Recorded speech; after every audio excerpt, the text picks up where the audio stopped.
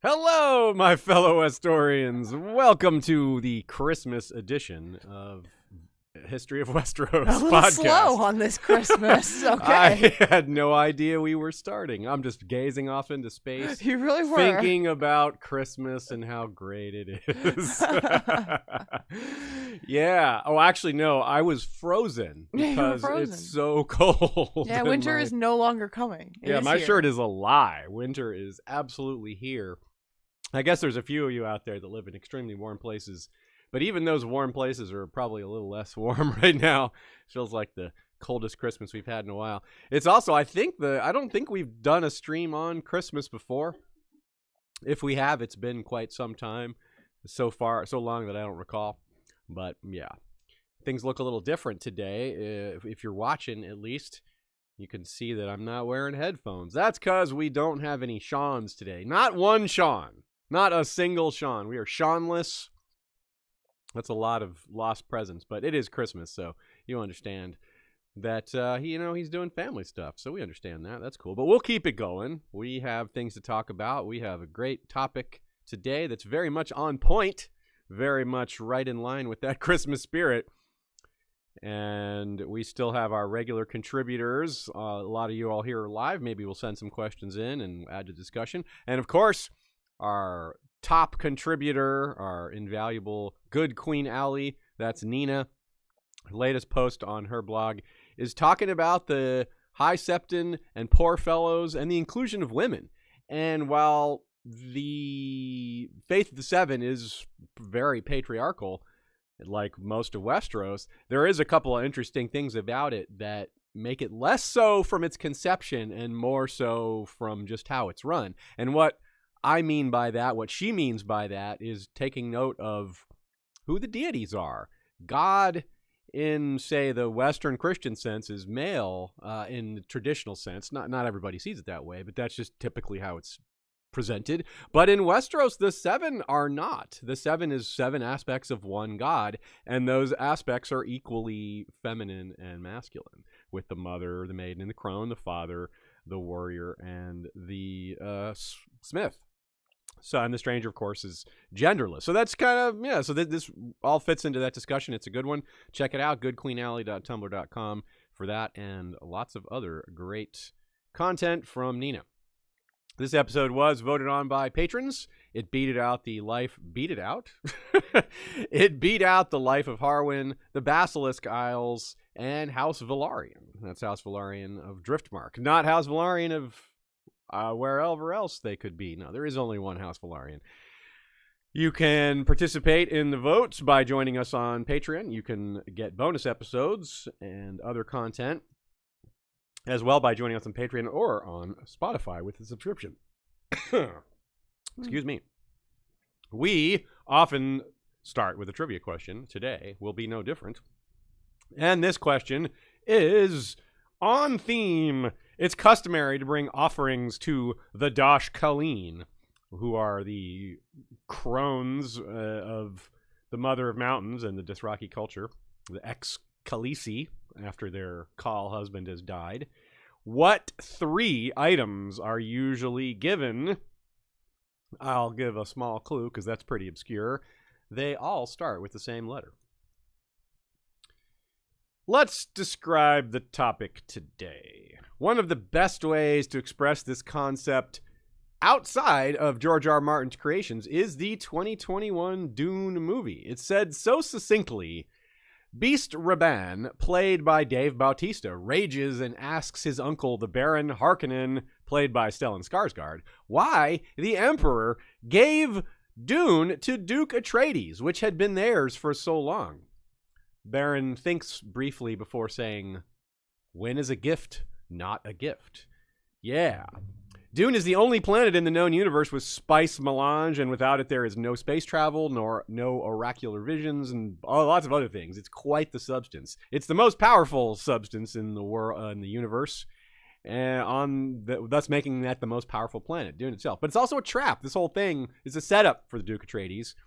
In fact, gifts that are meant to kill or undermine the recipient in some way are a recurring feature of the Dune novels.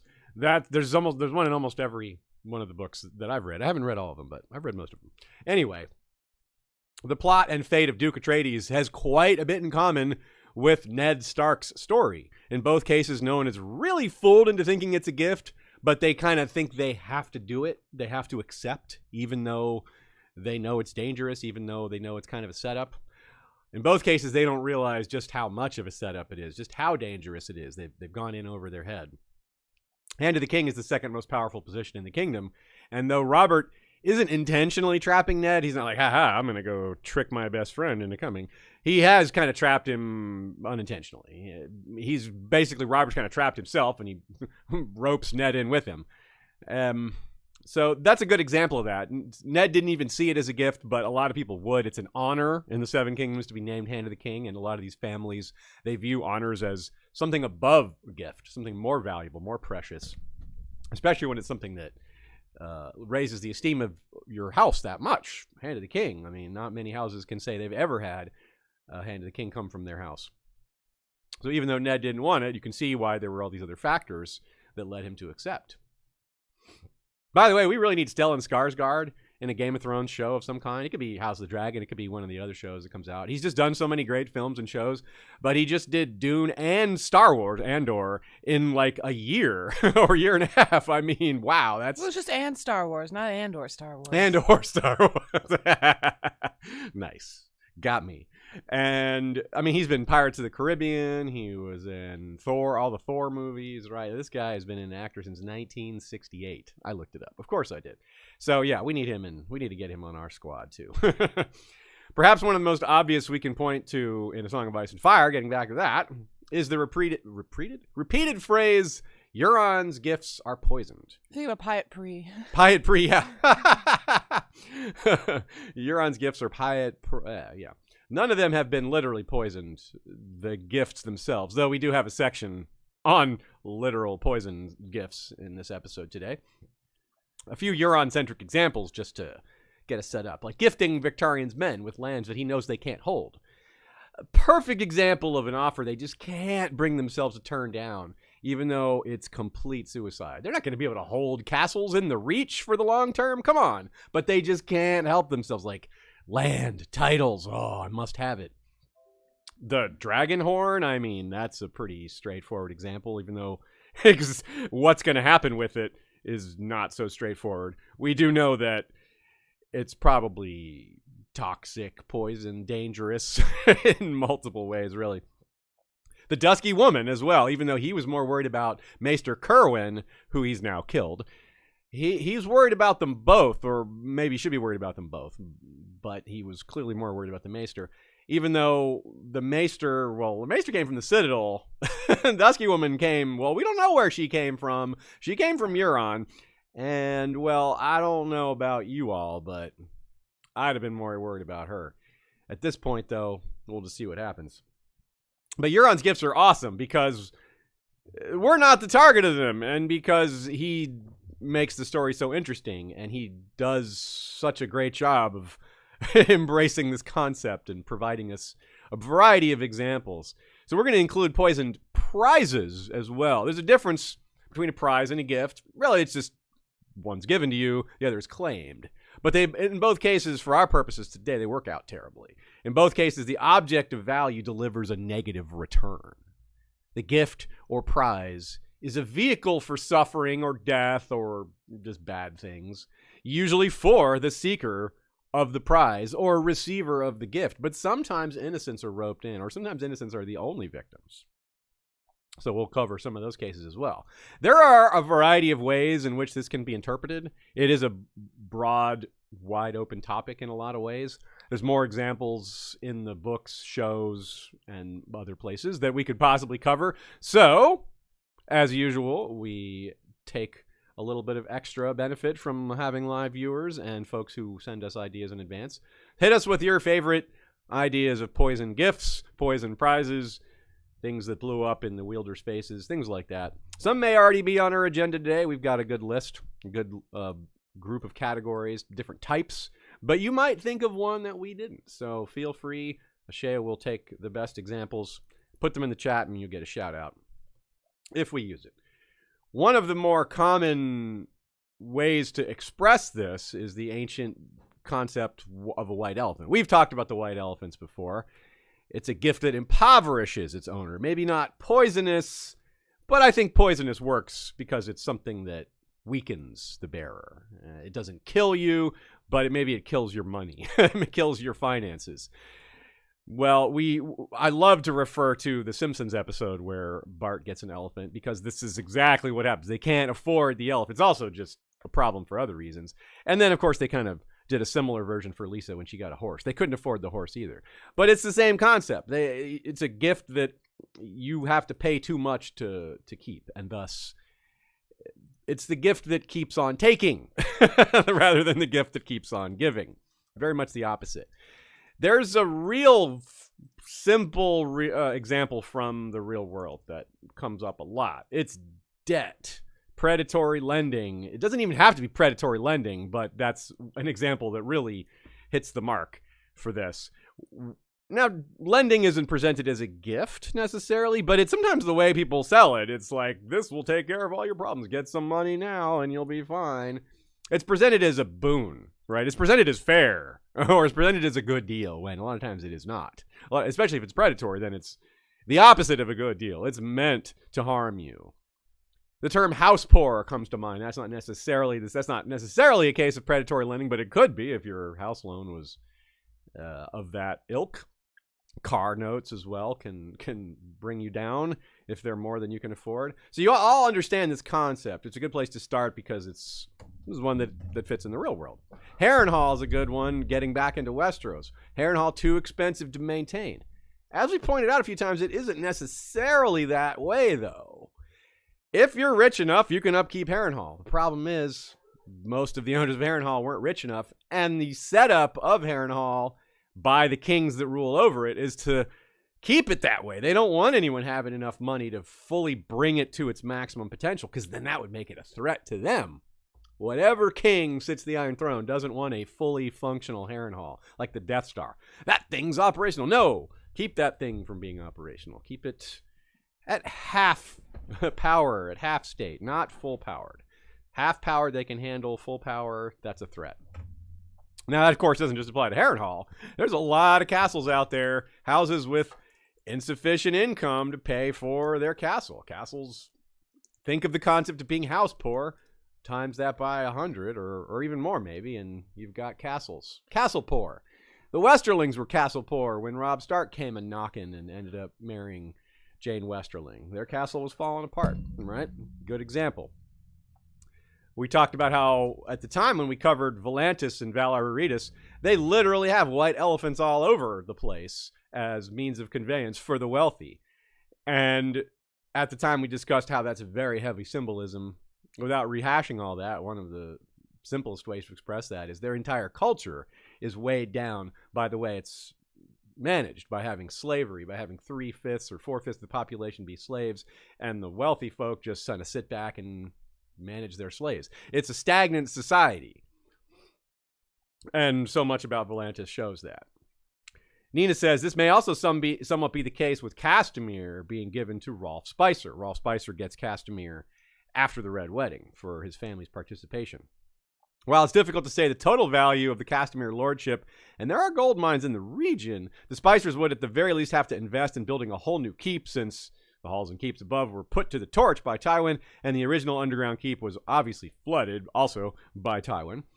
And Tywin could benefit from this, but it can't really hurt him. You could say, well, couldn't House Rain rise again? And that was a threat to the Lannisters once. Why not again? Well, I don't think so. There's almost no way Castamere could ever become as powerful as it was in the time of the Reigns. Their gold mines are tapped out, or mostly tapped out, so they could never get to that level again. And even at that level, they were really only a threat to the Lannisters like one time in 8,000 years. So it's not like they were a recurring problem that they were finally done with. No, it was they were a good second most powerful vassal to have on their side. It was only because of the very unique circumstances with both the Reigns and with who the Lord Lannister was at the time, or the heir at the time, and then Lord when Tywin's case. With different circumstances, the Reigns probably would never gone that way, but it did, and now time has passed, and, well, the Lannisters could make use of a new Lord of Castamere to have on their side, since they'll never be as powerful as they were before. That'd be another vassal to have, another one to raise troops, another one to get a small amount of taxes from.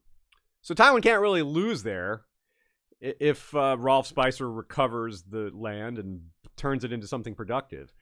And if he fails, if it's just too expensive, if it's just like, look, man, these tunnels are too flooded, I can't possibly afford to get all this working again. Well, that's not Tywin's problem, is it? It was just sitting there doing nothing. So it isn't necessarily poisoned, but it is like taking on someone with a lot. It's like marrying someone with a lot of debt. Except in this case, I suppose they could get out of it more easily. But what would they get out of it too? Going back to being landless? So surely there's something he can do with that land. And as we work our way through these, we're getting to more and more dangerous prizes, things that are more and more poisoned. So this is kind of a good example of something that he costs him nothing to give it away. It could benefit him quite a lot. There's almost no risk at all. I think about Harrenhal. Littlefinger understood what he was doing by accepting Harrenhal without accepting the castle. Other lords accepted the title and the castle, tried to manage it, and it kind of took them down with it. It's like they went down with the ship. Littlefinger's like, I don't care about the castle. I just want people to know or think of me as Lord of Harrenhal, to have that prestige. He doesn't care about the land itself so much as he cares about being on equal footing with all these other nobles that have looked down on him so long, and that he's now worthy of being their equal or marrying someone from their family. We know which person in particular he's thinking of, but point stands either way. There's a lot of similar cases like this. And another good example here is sometimes the prize itself is poisoned based on who has it. Littlefinger being the master coin was great for him. He's unethical. He's corrupt enough to exploit it to its maximum. Someone like Tywin looks at the office of Master of Coin and says, I don't care about ethics. I don't care about corruption as long as it's not too much. He wants results. If the results are good, it doesn't really matter how you got there, unless it's going to blow up later. He cares about results and continuing results. In other words, competence matters more to him than ethics for someone like Tywin.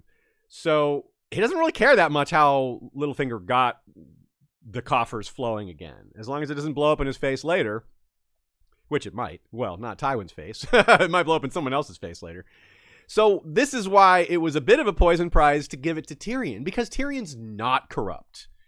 He's not going to exploit it the way that Littlefinger would, or even the way Tywin would. He might exploit it somewhat, but not to the level they would. He's not going to make himself rich from it.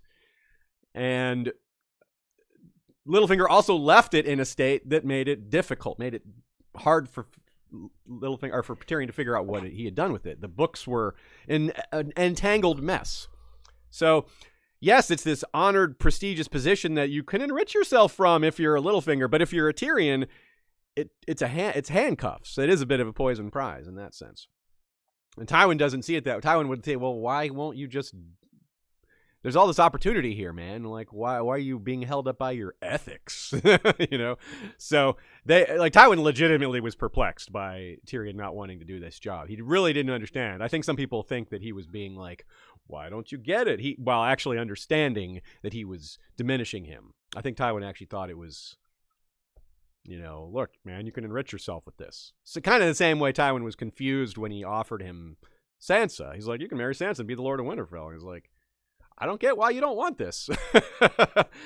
And, well, it probably would have been a poison prize for Tyrion to accept Winterfell because he wouldn't be able to hold it like so many have been able to not hold Winterfell. Or like Theon was unable to hold Winterfell. How the Boltons will probably be unable to hold Winterfell. It's poison because there's a lot of angry Northerners out there that want to come kill you and give it back to the Starks. Nina points out in a similar way, Jaehaerys gave Rhaena Dragonstone without actually providing the value of Dragonstone that she truly cared about. Meaning, he let her live there, but he didn't name her heir. He didn't say it would pass to her children.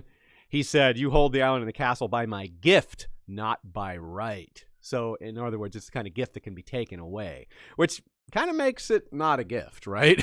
So it's kind of some legalese there. He wasn't really giving it to her. He was like, I gift you the right to live here, not the castle itself. So yeah, that's a hugely important distinction, because one can be taken away. The other could still be taken away because he's the king with a huge dragon, but it wouldn't be as legal. It would be, that would be crappy for him to do. To be fair, he didn't. She eventually left on her own because she became depressed living in Dragonstone after what had happened with her husband and her friends and all that. So understandably, she didn't want to stick around. The place had negative memories for her. So it became poisoned based on her experiences there. So in its own way. Let's get back to Euron. Let's get a little more specific. Here's a quote from Victarion. Victarion had expected the Crow's Eye to give the lordships to his own creatures, Stonehand and the Red Oarsman and Left-Hand Lucas Cod. A king must needs be open-handed, he tried to tell himself, but another voice whispered, Euron's gifts are poisoned. When he turned it over in his head, he saw it plain. The knight was the reader's chosen heir, and Andric the Unsmiling, the strong right arm of Dunstan Drum. Volmark is a callow boy, but he has Black Heron's blood in him through his mother, and the barber. The barber was Victarion's best man, his best fighter. And Newt the barber seems wary. When his name is called, he's like, what? And he's like, you're going to be the lord of, well, I forget which of the Shield Islands he gets. It doesn't really matter. And he cannot resist. Victarion's like, refuse. Tell him no. And Newt's like, are you crazy? Are you going to give me a castle? But what did we just say? This is a death sentence, and he can't see it. He can't help himself. Even Victarion figured it out. I mean, come on. This guy's really the least bright POV we've read, probably by far. And he figured this out, like, pretty quickly when thinking about it. And so that's ironic, right? Victarion, the least intelligent person in the room, is completely right. He's like, don't accept. Newt's like, are you mad? He's like, no, I'm the sane one. It's kind of like saying, here's a silver chalice. Take a drink. He's like, hey, wait, don't drink from that. It's poisoned. He's like, yeah, but silver. I mean, that's really what's happening here. But that goes to show, I mean, Euron is an expert at offering people things they cannot turn down. They can't resist, even if it is suicidal. Playing on society's edges, the things that society tells people they have to risk, things that they have to take on, things, the dangers they'd be crazy to not accept. But really, they are crazy to accept them. I mean, this is a death sentence. Newt the barber isn't dead yet, I don't think. But, I mean, we know Euron completely abandoned the Shield Islands. He has no intention of holding them or trying to hold them. The idea that these 4 Ironborn new lords can hold back the Reach. Come on. No chance. I mean, no chance at all.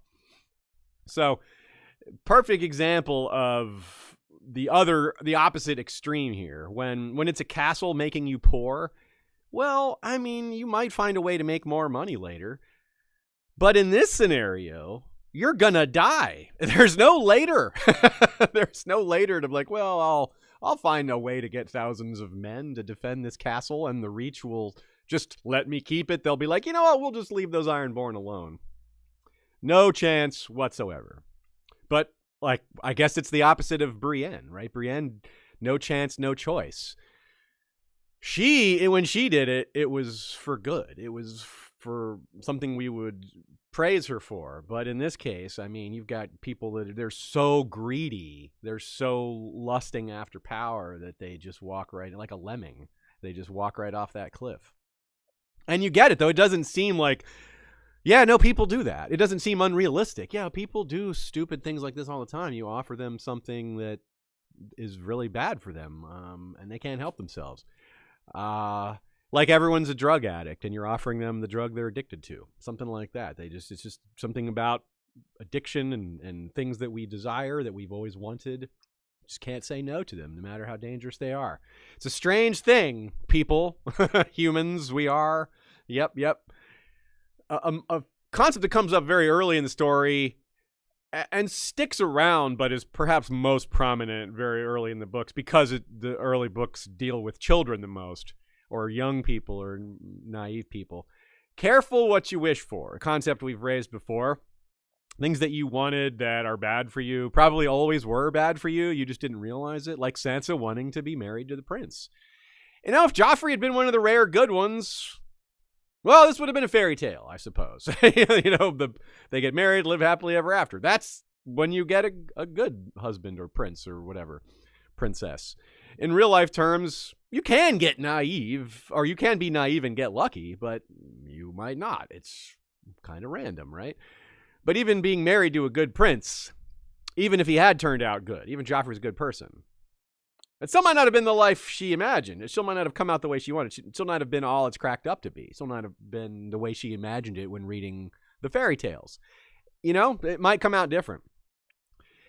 Fast forward or shift over to Dany. Dany was told that the Iron Throne belonged to them. It's not a gift. It's a prize, but something that was taken from them. Something that belonged to them. Her life's quest is to win this back.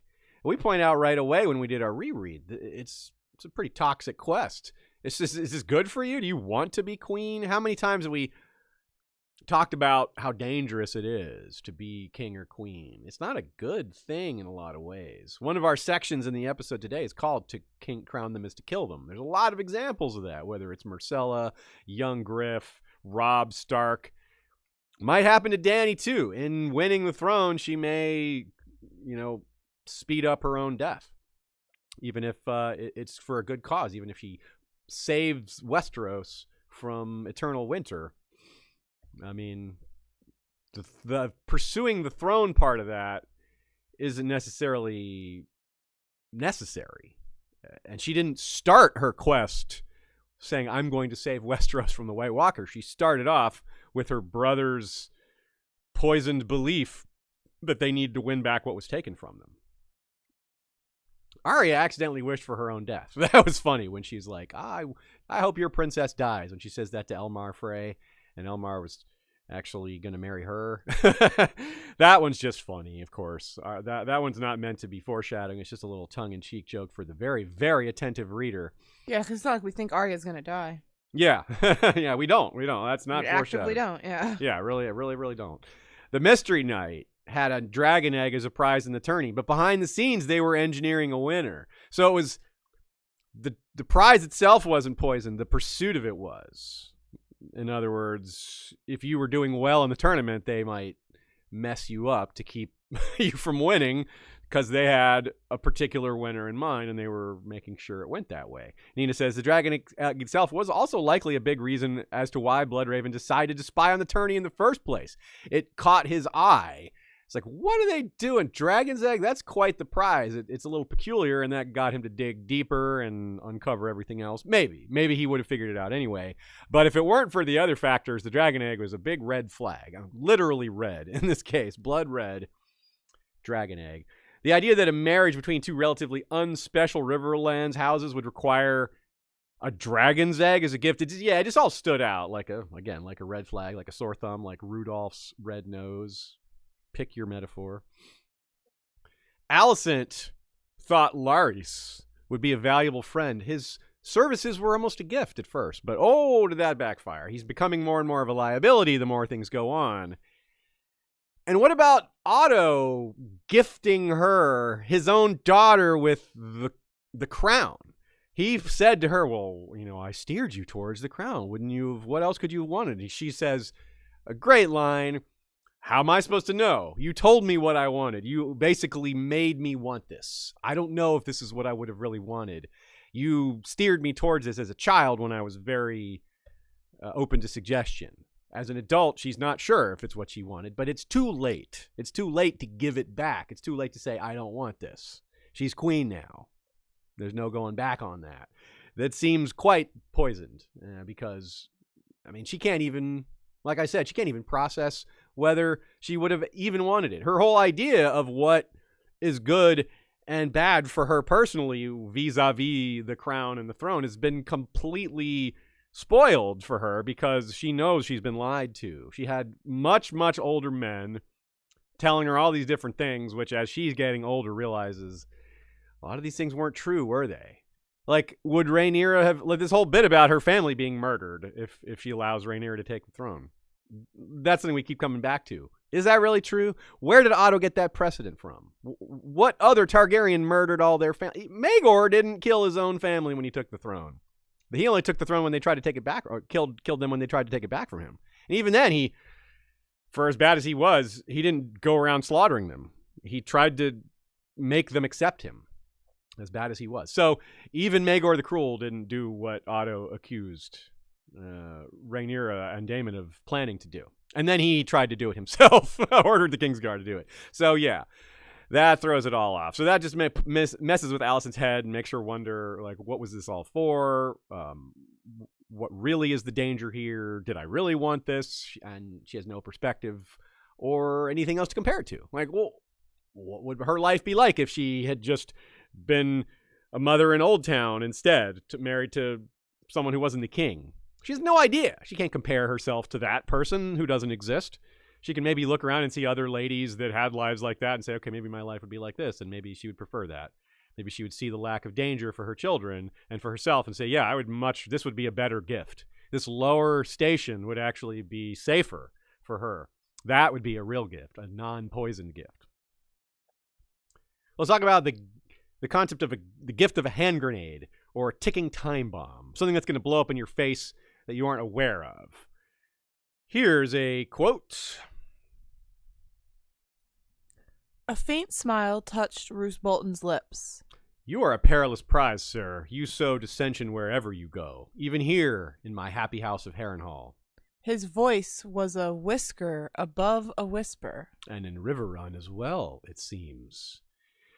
Jaime thinks he's talking about the curse of Harren the Black at first, thinks he's being superstitious, but Roose is talking about the curse of Tywin Lannister.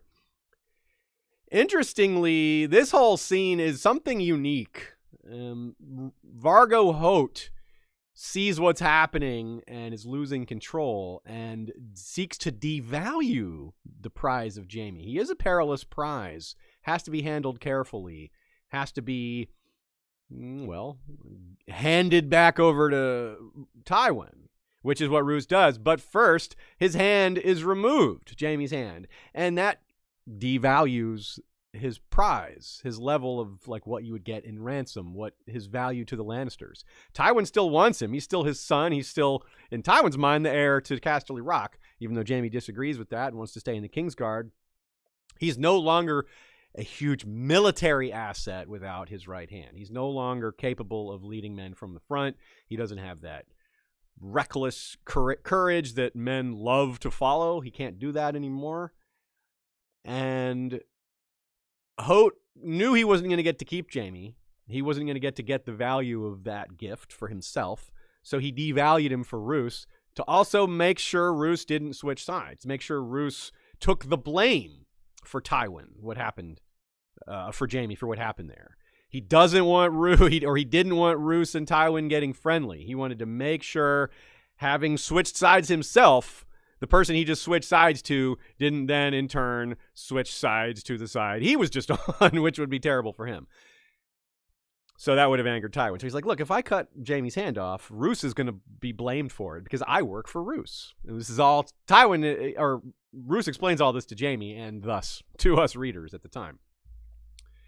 And through that conversation where he's like, I'm not really scared of your dad, but Jaime's like, but you'd like to be his friend, wouldn't you? And he's like, it has its benefits.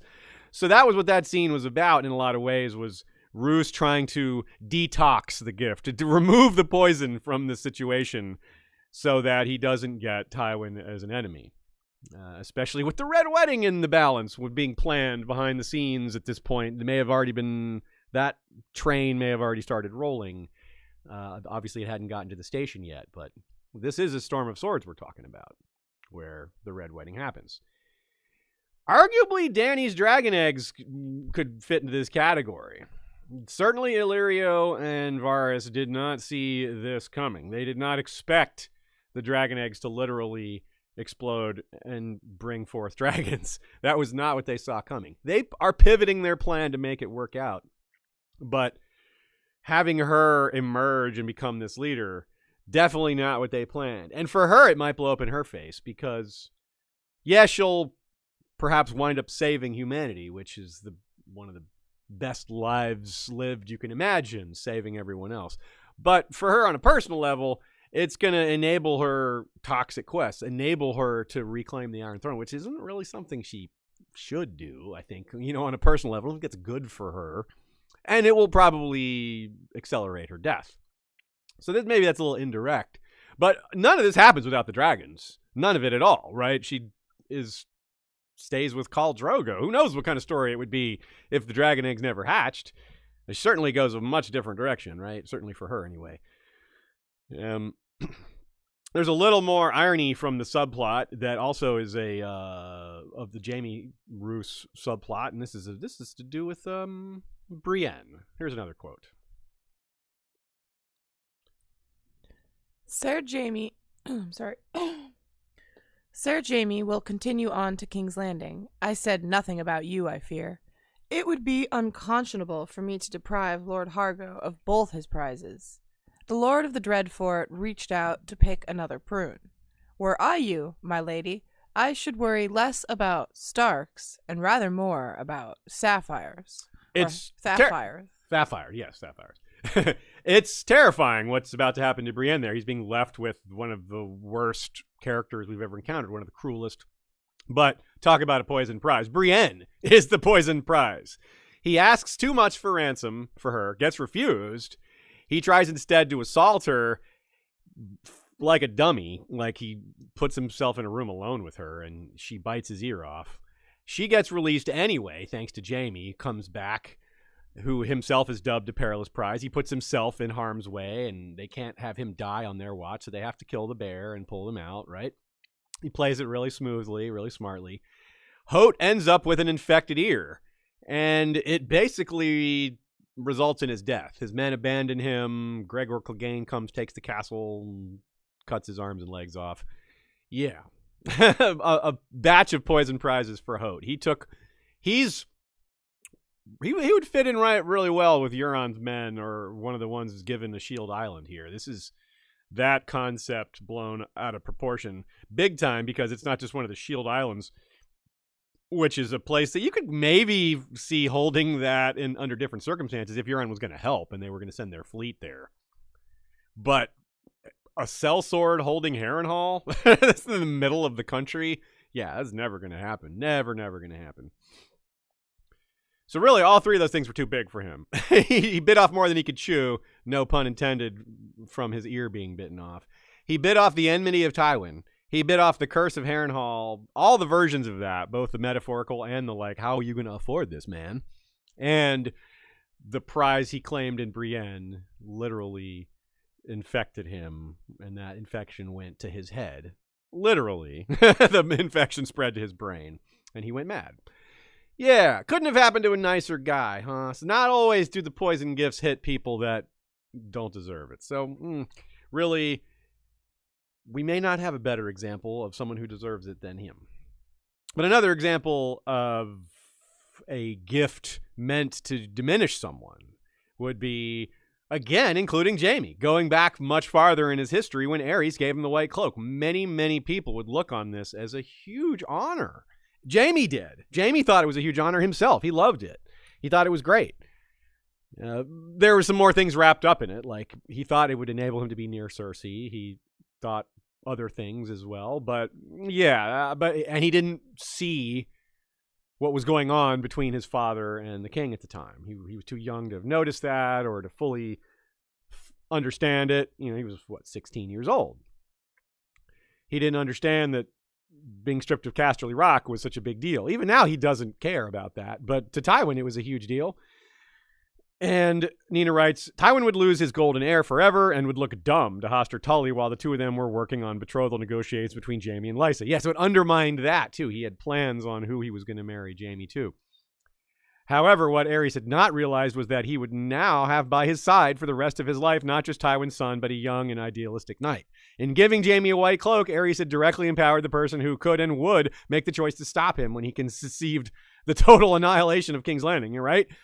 This must have been part of what made it also frustrating for Tywin. Aerys was too stupid to see how he was shooting his own foot to spite Tywin. He never would have done it if he could see the own threat to himself. This is a paranoid guy that didn't realize he was arming Tywin's son and sticking him right behind him at all times. It's lose-lose. This isn't win-win. This isn't win-lose. This isn't high win, you lose. No, Aerys just sank them both with this. And he ended up dead because of it. It went as badly as possible. And Tywin's chosen heir is still in the Kingsguard. So Tywin didn't come out of that well either. Another good example, Ned's mercy to Cersei. Yes, a little rhyming going on there. Nina says, which, to be fair, didn't entirely change events. Cersei had already set in motion the plot to kill Robert. Absolutely true. Rather, what this conversation did was confirm to Cersei that Ned would never accept Joffrey as king following the assassination. Yeah, that is very true. It was still a bad idea. The poison in this case was Ned poisoning himself by giving mercy to Cersei Cersei's children. For one thing, she was never going to accept it. For another thing, he was giving her a chance to strike back at him, which, as Nina points out, she was already striking at Robert. But now this confirmed that Ned was definitely an enemy, which she probably knew that anyway. But she knew just how big of an enemy, how dangerous of an enemy, and how, certain and thorough that whole thing is. Now, let's think about another way this comes up. The seeking of Ned and the opening scene of Chapter 1, not counting the prologue. The Direwolves. There's this old concept of, don't bring a lion into your household. Don't bring a wolf into your door, right? Well, George obviously turned that trope around because the Direwolves were pretty much the best thing for those kids in terms of keeping them safe. They are protectors. Obviously, they can't protect them from everything, as we've seen, but they did a great job at that. Ned was a little worried about that. Of course, to Ned's credit, like a good father, once he changed his mind, once he saw the logic or the superstition behind keeping the Direwolves, he fully embraced it. But he also told them it was their responsibility. He was like, this is not a present. This is not something you can just give up on later. This is a responsibility. Because it could be poison, right? If they're not treated properly, yeah, that is dangerous. You have a wild, vicious animal in your house that's not trained properly. That could be extremely dangerous. Anyone who's been around large animals who have temper issues or anger problems or just have read about that, you can see how that could easily be a problem, right? Your large animals need to be well managed or they will cause lots of problems. True for people as well. Let's think about a recent example from House of the Dragon / Fire and Blood. Kristen Cole, good example. Maybe take a little more care into who you bring into your household, who you bring close to you, who you gift with that white cloak, who you, interestingly, the way it was presented on the show is, let's let Rhaenyra pick the gift of choice here. Well, that didn't work out, did it? It didn't work out for anyone. Well, maybe it worked out for Alicent in a really obscure, backwards kind of twisty-turny way to get to that point. But, if you haven't read ahead, you don't know the full ins and outs of that, so we'll leave that lying for now. Theon as well. Ironically, going back to the Starks, they brought Theon in. He wasn't a prize because there's no profit in Theon. There's prevention of death. There's the negative expectation, the reversal of expectations from the Ironborn. It's like, well, as long as we have this kid, maybe they won't attack us anymore. So the benefit, the gain, is them not coming for you. But he obviously turned out to backfire pretty badly on them. He took what he learned about living there, took his familiarity, took what they gave him, and he turned that around on it. And that was how it was framed. What did Maester Luwin and others say to him? They said, look, the Starks, they didn't have to treat you well. They could have treated you badly. A lot of the lords would have treated you worse. They raised you alongside the children. And yeah, well, that didn't work out, did it? But that's how it was expressed. That was the bitterness. That was what they threw in his face when they said, look, you were given this. This was a gift. A lot of people would have killed for that privilege. Yeah, maybe you were slighted. Maybe your honor isn't as what it could have been. But consider where you are versus everyone else, most other people. A more obscure example, Lord Bracken. Consider Lord Bracken, Jonas Bracken, the scene where Jaime comes in on him going at it with the camp follower, Hildy.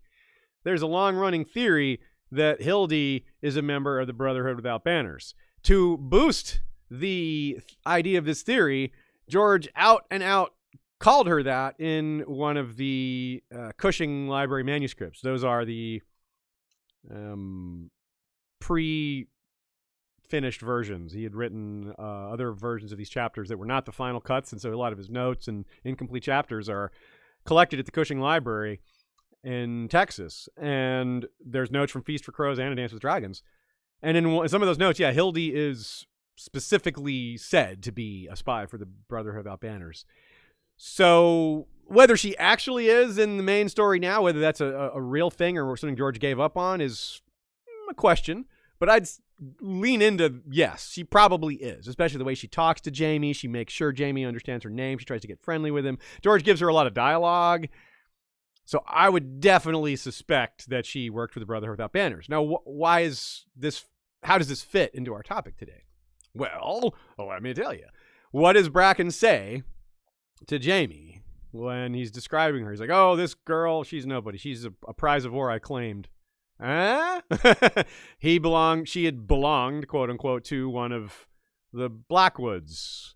And if you recall, I think it was a Blackwood. Anyway, someone fighting on the Stark side. Remember, the Brackens flipped to the Lannister side after the Red Wedding.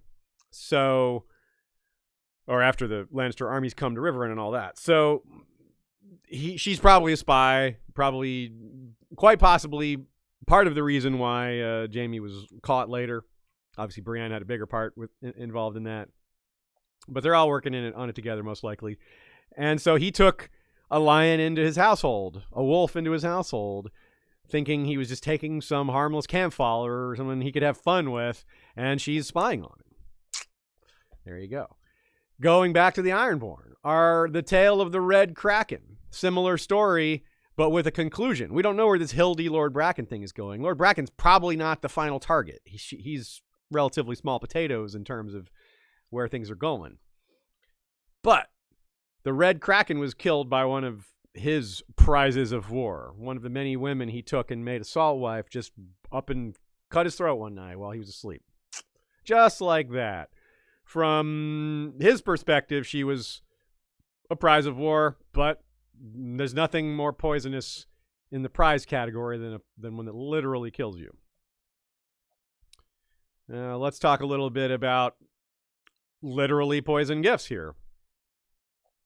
For example, one of the first examples, the probably most prominent first example, comes from the Western or Eastern market, is it? When Dany is early in A Clash of Kings and almost drinks poison. Quote, Ser Jorah lifted a cup and sniffed at the wine, frowning. Sweet, isn't it? The wine seller said, smiling. Can you smell the fruit, sir? The perfume of the arbor. Taste it, my lord, and tell me it isn't the finest, richest wine that's ever touched your tongue. Ser Jorah offered him the cup. Ser Jorah offered him the cup. You taste it first. Yeah. So, very meaningful. Jorah figures out what's going on there. He's like, why are you so eager? What's going on here? Why didn't you want us to drink it in front of you? I know why now. Because it wasn't. Yeah, we know what's in there. What's that stuff floating in there? What did you do to this wine, man? Jorah warns Drogo that this won't be the last time someone tries to take out Dany. He specifically says another poisoning is likely. It's a way to assassinate someone that makes a lot of sense, especially when they're surrounded by Dothraki warriors. I mean, the frontal assault method is not the best way to try to deal with a Khalasar. You know what I mean? We've seen that fail many times. Lots of nations have said no thanks to that. And if you recall, it's not terribly long before Jorah is proven correct on that front. Luckily, Arstan Whitebeard is there to do what he's best at, guarding royalty. Another quote, Mother of Dragons, for you. He knelt and thrust a jewel box into her face. Dany took it almost by reflex. The box was carved woods, its mother of pearl lid inlaid with jasper and chalcedony. You are too generous. She opened it. Within was a glittering green scarab carved from onyx and emerald. Beautiful, she thought. This will help pay for our passage. As she reached inside the box, the man said, I am so sorry. But she hardly heard. The scarab unfolded with a hiss. Dany caught a glimpse of a malign black face, almost human, and an arched tail dripping venom. And then the box flew from her hand in pieces, turning end over end. One of the reasons that first line is so important, meaning Dany took it almost by reflex, is that Dany is very used to receiving gifts. She's constantly getting gifts. Chapter 1, she gets a gown for her, and then she's given to Drogo. So not only is she used to gifts, but she's used to this process of gift giving. The Dothraki don't, right? They don't pay for things; they give and receive. In Chapter 2, she gets bride gifts, which again, more people are given here as human gifts. So much slavery. Her given to Drogo, handmaids given to her. In the show, one of those handmaids turns out to be a poison gift too. Eroa turns on her and steals the dragons and all that. And again, as I said, the eggs are arguably a poison gift, although not intentionally so. Chapter 3, she's decked out in gifts that she receives. Chapter 4, she gives Viserys gifts, and he sees them as poison because he's insulted. He's like, you're to dress me in Dothraki rags? So he's dishonored by this. Chapter 5, he tries to steal the eggs to sell them and do army stuff with them. Chapter 6, they go to the market, and that's when there's the poisoned wine. She gets to Karth and Clash of Kings, and it's just gifts, gifts, gifts. She's overwhelmed by gifts. Pyat Pri try to give her stuff in an attempt to steal her soul. Zaro tries to give her a bunch of gifts to con her into marrying her so he can claim one of her dragons using Karthine marriage traditions, right? What's fascinating about this to me, and I hope I can impart to you, maybe you all will agree, is that most of these gifts individually aren't terribly poisonous. Well, except for the ones that were actually poisonous. But as a whole, it's more the gifts in totality, the barrage of gifts that might be poisonous. Dany is just, you can't bribe Dany, right? She's hard to bribe, especially not with money. But this is part of why. She's got so much. She's put on a pedestal constantly. She's constantly given stuff. Like, she's just like sitting there in Karth and someone gives her this beautiful brooch. It's like, oh, we can pay for passage with this. That's what she's thinking about. Like, I can sell this to get to Westeros. She's just used to people handing her priceless things just out of nowhere, right? That's her life. That's her existence. That's not necessarily healthy. That doesn't make it easy for her to, like, figure out what normal people are like, to put herself in the regular person's shoes.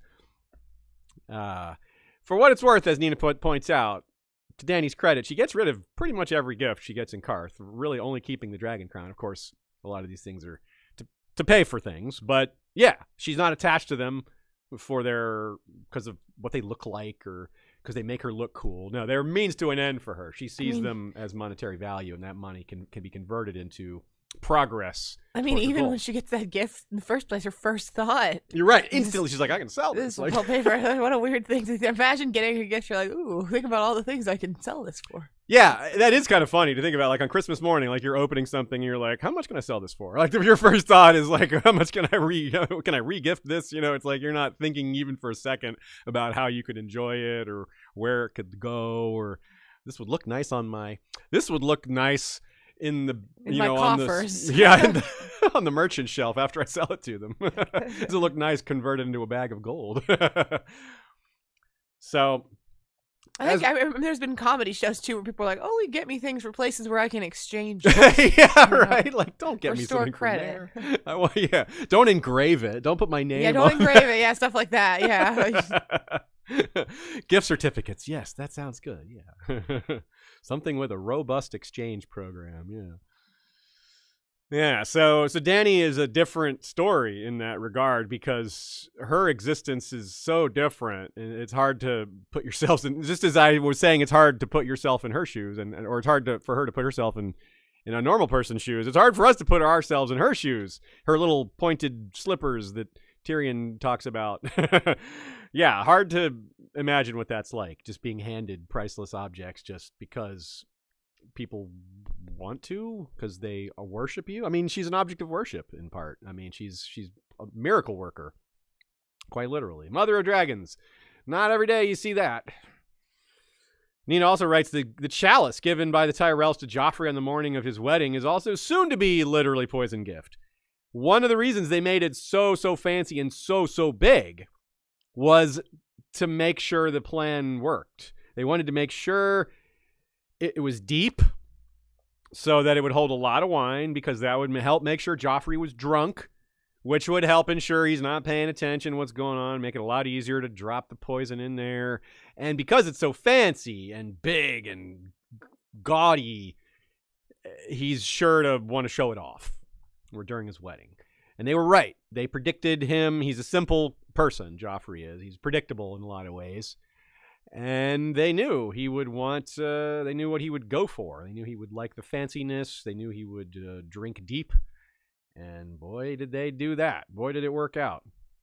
In part two, because, well, Joffrey's dad, the one he thought was his dad, meaning Robert, not Jaime, also a big drinker. And yeah, so yeah.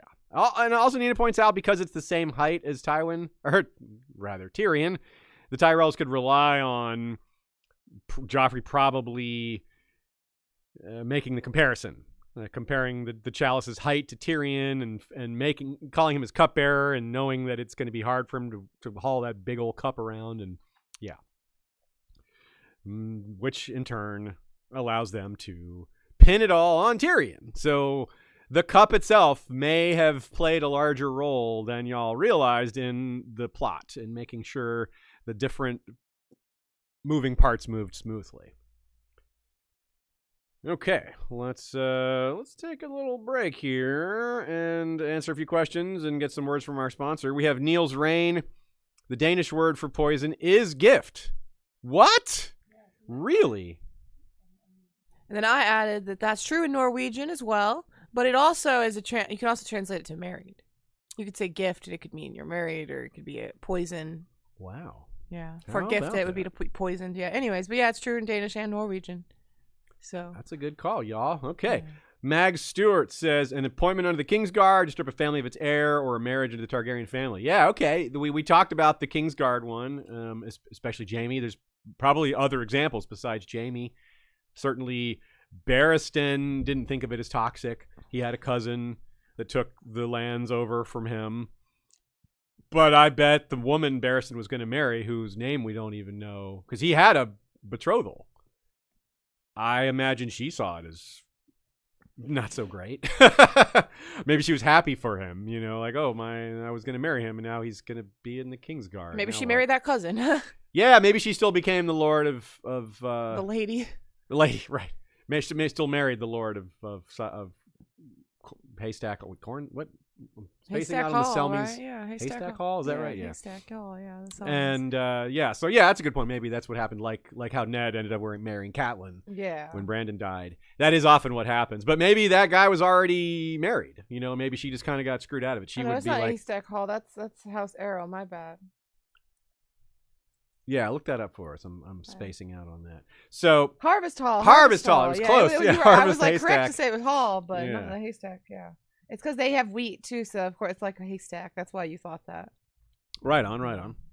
But and a marriage into the Targaryen family, yeah, that can be a real problematic, because you're not a Targaryen, and so you might be not part of that crew, right? You don't have that special blood, that special look that so many of them have, and just being part of the royal family. We've seen in the real world, sometimes being married to the royal family can come with all sorts of baggage. And all sorts of, you get put in the news, you get talked about a lot. It may devolve into war. You may find yourself in a civil war. A couple of Targaryen civil wars have happened. Yeah. So, yeah, it may not be the price of being in the center of the spotlight, the equivalent of Westerosi tabloids, but it's worse in a lot of ways, because better in some ways because there's no internet, but worse in some ways because of the threat of war and all that. Or poisoning, or something like that. Yeah, I mean, you might have been happier farther away from the throne. Viserys won the won the Great Council. He won the vote. He didn't see it as a gift, to his own credit. And Paddy Considine, we talked about last week, he said, yeah, his character probably would have been happier, certainly would have been happier not being king. So he didn't see it as a gift. It was part of what made him a better king than a lot of them, is he didn't see it as a gift. He didn't see it as a way to enrich himself. He didn't see it as a thing to abuse, which he believed his brother would. His brother would have seen it maybe as a gift. Daemon would have treated it like that, and the realm would have been worse for it. Terra Incognita says, Sansa's new dress turned out to be for her forced marriage. Yeah, good point. Good point. The dress itself symbolized her being forced to marry Tyrion. She thought it was a great thing. She got really excited about it. She was like, yay. But she didn't realize who she was going to be forced to marry. She didn't realize it was going to be that day. It was all just happened so quickly. Us readers, too, probably didn't. We may have realized that she was getting excited over something she shouldn't, but we also probably didn't realize it was going to happen right that minute in that chapter. Book Nerd says, does Sansa's hairnet count as a poison gift? Yeah, it's a literally poison gift. The poison wasn't for her. But yeah, I mean, that was literally poisoned. There was a black amethyst from Ashai inside the hairnet. So I'd say that definitely counts, Book Nerd. Good call, good call. She was the unwitting unwitting courier for it, which is a kind of an interesting side version of this, interesting tweak or mutation of this concept.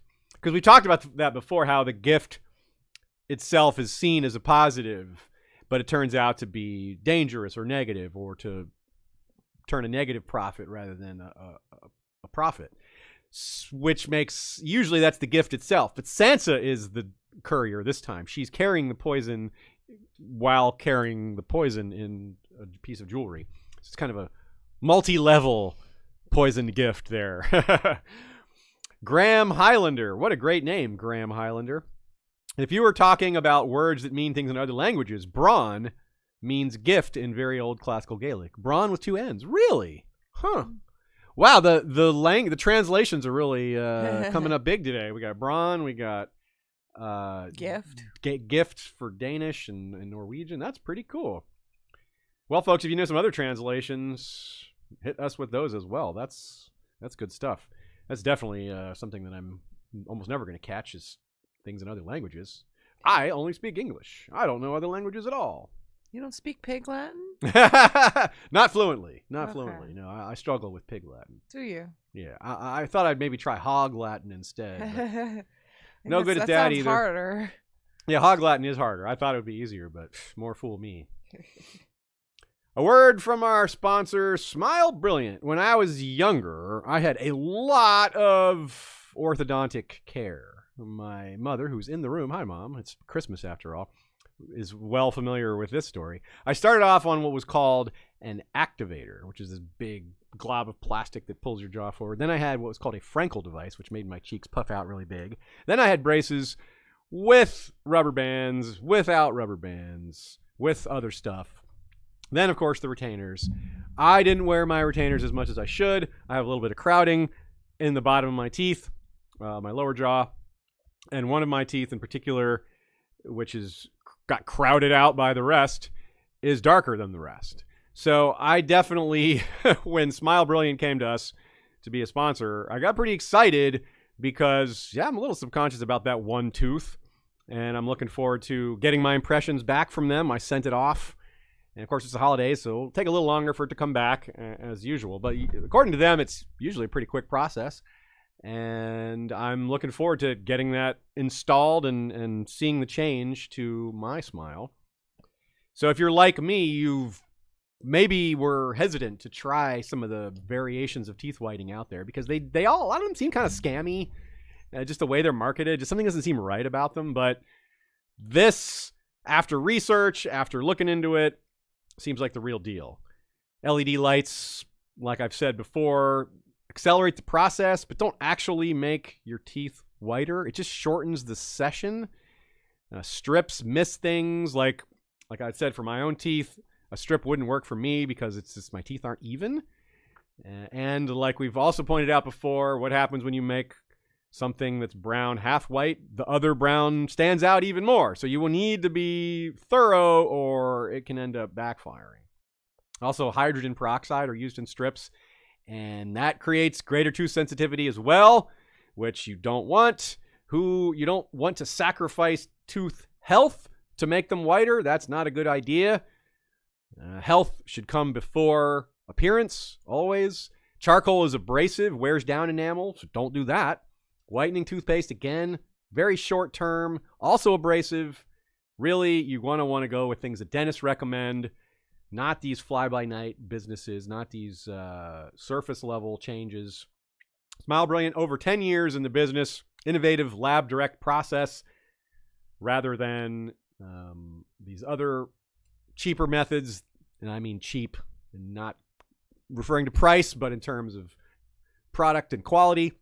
So head over to smilebrilliant.com, get custom fitted teeth whitening trays or night guards. It took me like 10 minutes to do the impressions, pop them in the bag, send them back. It was really, really easy. Super simple. Instructions was like 3-part instructions. Super, super simple. No trouble at all. Couldn't say enough about it. It was very simple. To save on a site-wide sale, use the code Westeros5 if there's already a site-wide sale. If there's not, use Westeros. Once again, that's Westeros5 or Westeros. One of those two codes will work. If there's already a site-wide sale, you'll be saving lots of money. If there isn't, you'll save a little extra. So get over to smilebrilliant.com, use that code, and enjoy those whiter teeth. We are also sponsored by our friends over at NordVPN. We've been going over a variety of different benefits to a VPN, things that protect you, things that save you a little money, things that save you a little speed, things that protect your information.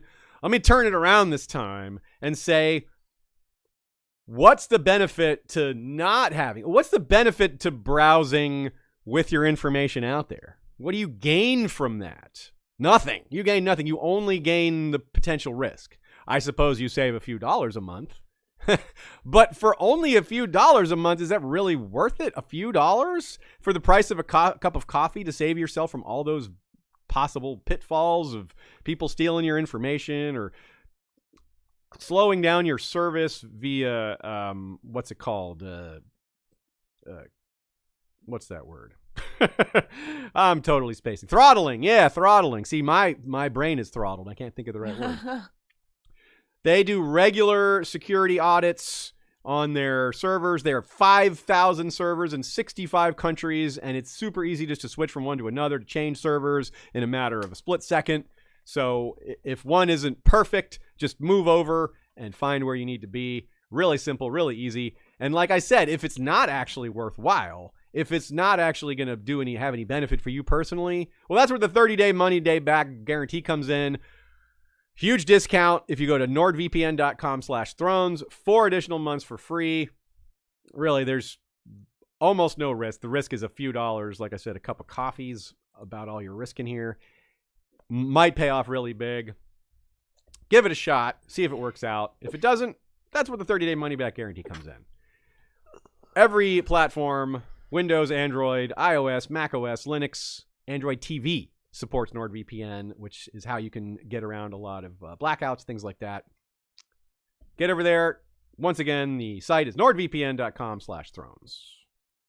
All right. Let's get back to our poisoned gifts. Those are good gifts to buy for someone or for yourself. But we are talking about the negative kind, because that's what we talk about when we talk about Westeros. They don't have like a gift-giving holiday in Westeros, do they? They don't have like they do gifts for guest gifts and arriving and leaving and things like that, but there isn't really a Christmas equivalent in Westeros, is there? Figures. Let's talk about to crown him is to kill him. Here's another quote. This one is from Tyrion and Illyrio in The Litter. What has this poor child done to you that you would wish her dead? Even a kinslayer is not required to slay all his kin, said Tyrion, wounded. Queen her, I said, not kill her. The cheesemonger spooned up cherries. In Volantis, they use a coin with a crown on one face and a death's head on the other. Yet, it is the same coin. To queen her is to kill her. One of the things we talked about a lot in House of the Dragon is how it seems like a lot of these characters, the closer they get to the center of power, the fewer options they have, not more. The more they become a slave to the power that they're trying to control, the more it controls them, the fewer choices they have. I mean, just go back to the example of Otto thinking he has to kill the other side of the family for his side of the family to survive. I don't know for sure. We don't know for sure if he sincerely believes that. But he certainly believes that it needs to be done to them, whether he truly believes they'll do it to his family or not. So it's almost like power itself is death to the wielder. It's like the sword without a hilt. It's a similar metaphor to queen her is to kill her. To crown him is to kill him. Anyone invested with this much power in a world in which so much power rests on individuals, in a world where that power can be manipulated from people behind the scenes, in a world where killing that person changes where that power lies to a different person, one that you might have more control over. There's a lot of incentive to kill the person holding that power, depending on who you are and where you're sitting. So it's pretty easy to see why crowning someone is putting them under great threat, if not outright killing them. In the case of a Myrcella, it's more certain. In the case of someone more powerful, it's a risk rather than a certainty. I mean, when I first read Game of Thrones, I didn't perceive how doomed Robb Stark was. Maybe if I'd been a more experienced reader, if I'd been a more savvy story understander, I would have gotten that back 25 years ago when I first read it. 22 years ago. Or the same with Renly or Myrcella, or maybe even Shireen, who isn't crowned, but she's certainly attached, the heir to a doomed person who isn't doomed yet. But I think to crown him is to kill him too. But in Stannis' case, it's doubly powerful because he's also been told he's the bearer of a great responsibility to all of humankind, that he's Azor Ahai. More on that in a bit later, because that obviously applies to a few other people as well. To have a claim makes you a target. This is part of what someone was saying earlier about marrying into the Targaryen family. You don't get a claim to the throne by marrying into the Targaryen family, but your children do, and they become targets of anyone else who might think that they're a threat, that your children are a threat to their ability to wield power, might murder you. So this gift of royal blood might actually be the worst possible thing because it makes you a target for a paranoid ruler, or someone who, or not a paranoid ruler, for an opportunistic person lower on the totem pole that wants to move up. And you're in their way, so you must die. If you didn't have that Targaryen blood, or that Baratheon blood, or that royal blood, or that whatever blood, they just ignore you. The power of not being a threat, right? You're just not in their way. They don't care. You are not worth being killed by them. That's a good thing. It might be demeaning to some people, especially in an environment like Westeros, to be too small to be of consideration. But you're going to still, you'll have the rest of your life to feel demeaned, unlike the people who are killed for having their claims, who aren't capable of having thoughts since, they're dead. So it isn't just marking them, putting them in danger by exposing them to the murderousness of others who bear a lesser claim. It also can be crushing to someone who isn't strong enough. There's been a lot of kings and queens who just weren't strong enough to bear the weight of that responsibility, to not be able to handle that paranoia that comes with it. Cersei, she wants it, but she can't handle that paranoia. She's always thinking who's coming for her. She can't trust people. That's not going to work. That's a recipe for disaster. The second she hits the peak, she starts sliding back down it. And for someone like Daenerys, who can handle it, who isn't overwhelmed too much by the gifts and the power, well, she's overwhelmed in different ways. She's not blinded by greed, but she is blinded by what she thinks is right, potentially, that she thinks it's her job to do these things. Aegon II, bringing it back to House of the Dragon, Fire and Blood times. Pretty good example of someone who's not strong enough to bear the weight. What it'll do to him, whether he becomes a pancake or whether he balloons to bear the weight, to hold it up and it starts to flop around, or pick your metaphor. You know Aziz? Yeah. Who is strong enough to bear the weight Who in is? House of the Dragon times? Jacaerys Velaryon. He's very strong indeed. A very strong boy, I would say. I raise my cup to that strong boy. That's true. He is very much strong. stronger than Aegon, too. Yeah, sure. Aegon couldn't even wield the real Blackfyre. That was a rubber Blackfyre that he was holding above his head there. He's not bearing that weight. And of course, they don't see it as a gift either in this case, which is kind of a statement on what the crown really is. They see it as survival as much as they do thrival. It's thriving and surviving is what they see it as. Alicent and Otto and all that. And it's probably going to backfire on them. They've invested power into someone that really shouldn't have this much power, someone that isn't capable, someone that doesn't have care, someone that doesn't have sympathy or empathy, someone who was very privileged and wasn't taught to see things another way.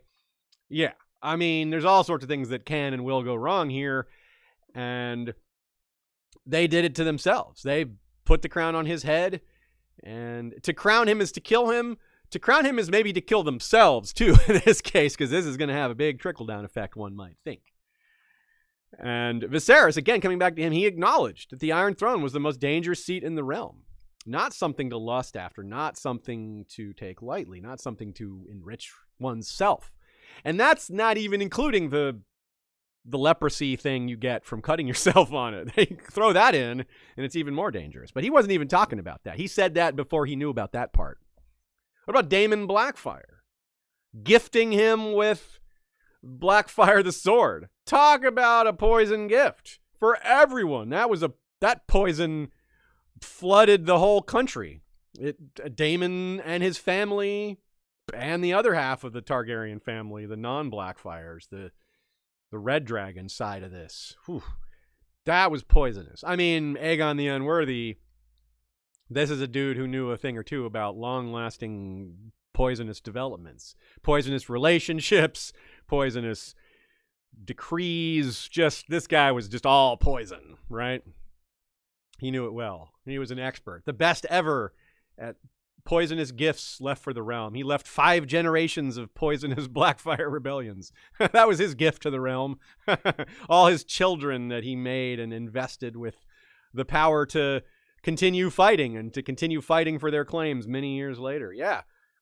He also gifted the realm with the notion that being full Targaryen was better than half Targaryen, despite the existing marriage laws. So really just the gifts of Aegon the Unworthy do keep on giving. The toxic gifts. We had, of course, a whole episode not just on him, but on many of the different figures of the Blackfyre Rebellion, including Daeron and Aegon and Daemon himself. So check those out if you haven't, or if it's been a while, maybe time to revisit them. Here's a good example where the title is hard to hold, and because of ill will, and because powerful competing claims exist. All the different things, all at once, making a prize poisoned. Your father should have granted us dairy. Cleos married one of the plowman's daughters, you will recall. His grieving widow is furious that her sons were not granted her lord father's lands. Gatehouse Amy is dairy only on her mother's side. My good daughter Jane is her aunt, a full sister to Lady Maria. A younger sister, Jaime reminded her. And Ty will have Riverrun, a greater prize than dairy. A poisoned prize. House Dairy is extinguished in the male line. House Tully is not. That muttonhead Sarah Ryman put a noose round Edmure's neck, but will not hang him. And Rosalind Frey has a trout growing in her belly.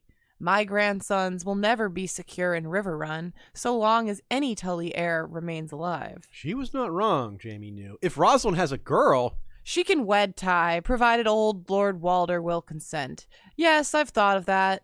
A boy is just as likely, though, and his little cock would cloud the issue.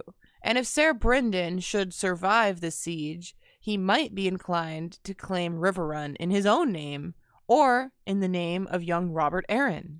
Right? There's just always some other claim out there. That's one of the things that comes with these entangling family relationships that go back for centuries, if not eons. Yeah, Robert Arryn has Tully blood. Like, there's just always more Tully blood out there. So this is what Jenna Lannister is saying. She's like, look, yeah, Ty is getting Riverrun, which if that were well set up, if that were well handled, that would be a great prize. Riverrun's a great castle. But it's the same thing we were talking about with Winterfell. There's thousands of rivermen who don't want this person to hold Riverrun. They want it to go back to the Tullys. And if there's any Tully out there whatsoever, they'll get behind that person and not behind a Lannister or a Frey. And yeah, so it's stacked against. All these things are stacked against. Like I said, leading into this quote, you have it's hard to hold the title because there's people who want to kill you. It's hard to hold it because everyone hates you. And it's hard to hold it because there's people with strong claims that are out there who have incentive to come take it from you, in part because of those first two reasons. And they're like, ooh, look at that. This guy's holding a very powerful castle, and he's not holding it very strongly. Let's take it from him. That's Westeros 101, right? Someone holding that much wealth and power, they aren't holding it very tightly, they aren't holding it firmly. Someone's going to notice, someone's going to come take it from them. That kind of stuff happens in the real world too, or at least it would if people had castles. But it happens on other things. It happens on other areas of existence and business owning and things like that. Nina's got a great take on this. She says, Jenna is hyper aware of the dynastic delicacy of the Riverrun situation, both because she is now its new lady and because she thinks in a very Lannister manner. She knows what Lannisters do. She's experienced with the cutting edge of underhanded intrigue, so she sees the possibilities. The gift of knowledge, again, is poisonous here because she knows all the different ways she could be screwed over. Some of them are kind of unlikely, but some of them are very likely, and she's very focused on those things. Ignorance wouldn't necessarily be better here, but there are times when knowing too much is bad, which we have dedicated a section to coming up a little later. Nina continues here. This explains her correct anxiety about the ability of her line to hold it. She knows that there are a number of better blood claims to Riverrun still extant, even forgetting the imprisoned Lord Edmure and his unborn child, claims that far exceed what she calls paper crown Emmon Frey. What Jaime fails to realize in dismissing Robert Arryn's claim is that it doesn't matter what little Robert actually thinks about his late maternal grandfather's seat. Jaime's like, oh, Robert's not going to come all the way over here. He's like, it doesn't matter. That's Hoster Tully's grandson, right? That's a better claim than the Lannister-Frey marriage here. He and every other extant Tully are potential rallying points in a region which largely hates the Lannisters, especially in current times. Like, they're not big fans of the Lannisters historically, but the Red Wedding just happened. The Lannisters just ravaged the Riverlands with Gregor Clegane and Vargo Hoat and the third guy, Emery Lorch. And that's public knowledge. Everyone knows those were Tywin's men that he sent to just inflict horrible suffering on the Riverlands. What did he say? I want the Riverlands to burn from the God's Eye to the Red Fork. And Kevin Lannister's like, you got it. Sometimes it's not so much a gift as it is self-inflicted. This gets more into the concept of prizes rather than gifts. Poison prize versus poison gift. Here's another quote. Y'all recognize this one. If only you'd had the good sense to raise the castle and carry the two little princelings back to Pike as hostages, you might have won the war in a stroke. You'd like that, wouldn't you? To see my prize reduced to ruins and ashes. Your prize will be the doom of you. Krakens rise from the sea, Theon, or did you forget that during your years among the wolves? Theon crowned himself, in other words. He put that to crown him is to kill him bit on him. It was a self-inflicted wound here. And paid the price even bigger than one might have imagined. The failure was so epic, in part because an even bigger villain came along to claim that same prize that he claimed with him still in it. But this goes much farther than that. There's a lot of poisoned prize back and forth going on in this whole subplot, perhaps as much as anywhere else. Right up there with the Euron stuff. Reek was a poisoned gift. And we have a tale of 3 Reeks here, and they're all a series of poison gifts. It starts with Roose believing he was cheated of his rights. The First Night issue. He was cheated of that. There's a time when First Night might even have been considered a gift because of the magical bloodlines of some of these ancient heroes. And just like the free folk of today still view a strong, capable, fast man as a more worthy father than someone who's just good and righteous, because they care about survival. Survival is at the front of their minds. As I say, they don't have the luxury of things like that. It has to be, survival is first. So we understand the notion for someone to choose survival over other considerations when survival is so close to their daily needs. So Roose, of course, the original idea of First Night was that it's a gift. Of course it's not. If it ever was, it certainly isn't now.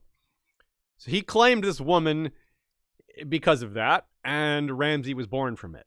Domeric saw this as a good thing. He was gifted with a brother. He always wanted a brother. Roose forbid Domeric becoming friends with him. Happened anyway.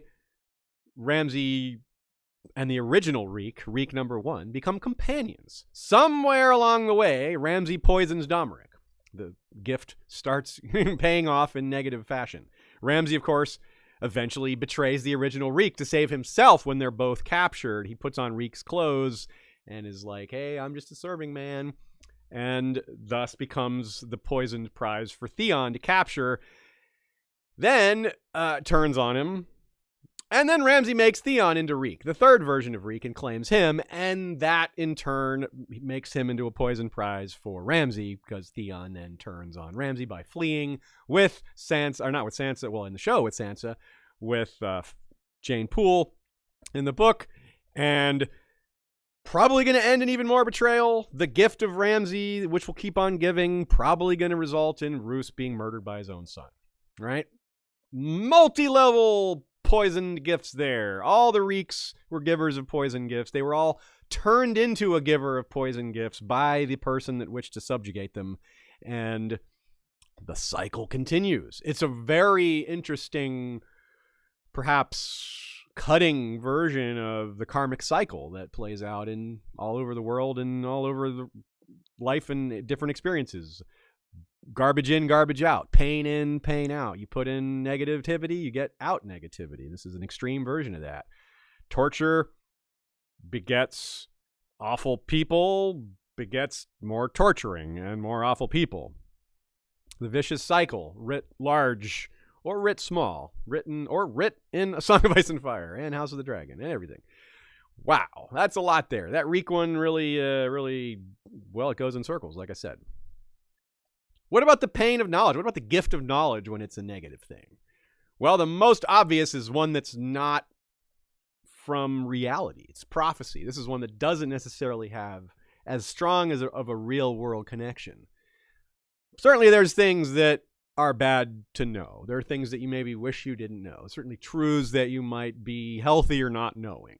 Certain things that you may worry about that weigh on you day to day or week to week or every once in a while. That Think about like medical news in particular. Sure. That's a good one for that. That's a great, that's a great one. What if you had a 1% chance of getting cancer that you didn't know you had? Like, yeah. Something that wasn't actionable. Like nothing you could do about it. Like when you just rather not know. Yeah, you probably would rather not know, but some personality types would rather know. Yeah. It just depends on the person. It's not for, would, it's definitely not a universal thing. We can't speak for everyone. Shay is right that it depends on who you are, depends on the diagnosis, depends on whether it's actionable. If it's actionable, then you almost always want to know. Yeah, and because sometimes the actionable is not that you can act on it like and save yourself, but that you can act on it as in you can behave differently because you're like, oh, well, I'll only live 10 years, so I should not save my money for my retirement or something. Oh, yes. So that's a different sort of actionable, right? You're totally right. I didn't even think of it that way. You're totally right. That's a great example. So that's why I could see that someone might want to know, like, oh, I'm not likely to live long, so I shouldn't save money for retirement, even if they can't ever do any procedures on it at all. They still might want to know.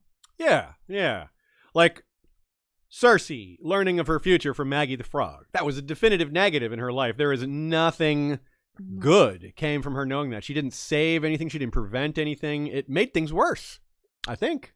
If any, I mean, yeah, like pretty definitively, I think. I mean, I think it's not... Ended a girl's life. Not a controversial... Right? What's that? Ended a girl's life over it. Yeah, Immediately. Yeah, Immediately true. ruined someone's life. It was an even more poisoned gift for her, yeah. For, which girl was that? I forget her name. But, yeah, not a good thing for her. Melora, right? Melora Hardin. Yeah. No, not Melora Hardin. Hardin. That's Jan from The Office. Wow. I'm mixing up my favorite shows here and books. Well, The Office isn't a book, so I had to say show. Melora, that's Jan. Melora Heatherspoon. Heatherspoon. It's Melora H. Yeah. Jan from The Office. I was like, I know the name Melora Hardin. Yeah, as soon as it came out, I was like, wait, that's not a Westeros house. That's Jan. Melora Heatherspoon. Heatherspoon, yes. Dany frequently wonders about what she saw in the House of the Undying and what Quaithe told her about the different Sun's son and the Mummer's dragon. She doesn't like... It hasn't necessarily been poisonous. I wouldn't say it's really like crushed Dany, like it's crushed Cersei, like it's been a constant thing she's paranoid about. But she thinks about it. She wonders about it. She's like, So for her, it may yet be poisonous, but it may be helpful. But other things may come along. Like there's a lot of prophecies out there that refer to her that she hasn't heard yet. So, and what happens when the prophecy is wrong? Just straight up wrong. Melisandre putting out all that on Stannis. All sorts of consequences are happening for him because of that, and other people, collateral damage. Shireen, perhaps worst of all, will suffer because of this. False crowning of knowledge, this both bad prophecy and misinterpreted prophecy, and yeah, all these things. So in Stannis' case, it's like to crown him is to kill him on steroids, because he's not just being crowned. Being king is leading to his death, probably, but being told he's the savior of mankind is also likely leading him to his doom. Certainly isn't helping him. Might be helping Westeros, though. I don't know. We'll have to see how that goes. That plot line, as we see, not yet complete. So, we'll have to withhold judgment on some of that. But it's certainly not all truthful. It's certainly causing some things to go wrong. Victarion, back to him, coming from something besides Euron, he sees Makoro as a gift from the drowned god. But do you, dear reader, dear listener, believe that? Is Makoro a gift for Victarion from the drowned god? If you're listening, you don't see me shaking my head back and forth. Like, no, he is not. I don't believe that, but it's neat that Victarion does, because... Y'all know I'm fond of Victarion chapters, the way they're written and all. And yeah, he sees this as a gift from the drowned god, but the prophecies that he's dropping, the predictions are all coming true. But he's also leading him astray. You know, reading our coverage of Victarion chapters makes that clear. And if it wasn't already clear, that Makoro is far more interested in Daenerys, who Victarion is trying to abscond with, capture, and make a gift of to himself, stealing it from his brother. Makoro doesn't want that to happen, clearly, so Victarion's being led astray here. Bran doesn't exactly seem to be on the way to happiness, does he? He may also be on his way to saving the world, or helping to save the world, or things along that line. But the Skin Changer gift, the Green Seer gift, not associated with joy. The least happy child we've seen in all of A Song of Ice and Fire is probably Jojen Reed. And one of the reasons he's unhappy is he sees the future. It's messing with him bad. He's probably seen his own death, if not other things that are similarly horrible. Maybe he's seen just other people's deaths and other awful things that... I mean, when he saw the vision of Winterfell being drowned by the sea, he didn't know what that meant. Bran didn't figure that out. None of them figured it out that it meant the Ironborn coming. Once you see that, you're like, oh yeah, that makes sense for that metaphor. Yeah, okay, that dream makes sense in retrospect. Even though he couldn't figure it out, he knew it was something terrible. He saw like drowned people in the yard. It was a terrible dream. It was a nightmare, if you can frame it that way. Even though he couldn't interpret it, like the ignorance wasn't helping him because he knew it was something terrible. Finding out what it was made it all worse. But it was still bad even without the full foreknowledge. Yeah, he was really dreaming of the shores of Winterfell. Yeah. The shores of Winterfell. What about Daeron the drunkard? The brother to Aemon and Egg and them. He was clearly a miserable guy because of his dreams, because of his prophetic dreams that he drank to not have dreams, chase them away. Back to House of the Dragon, Viserys himself, chasing his dream. He believes it caused him to kill his own wife because of trying to make that dream come true. And then it came true a different way, a way that was not at all the way he interpreted it. And it certainly seems we'll see it with Helena as a featured thing as well, that she, even when she knows that something's coming, it just tortures her and she's just stressed about it. She doesn't really can't do anything. Yeah, and that's she's such an interesting character because you get the sense that she's maybe got some issues, some issues with the way her mind works that is abnormal. And I'm not even talking about the possibility that she's autistic, because it seems like there's more than that going on.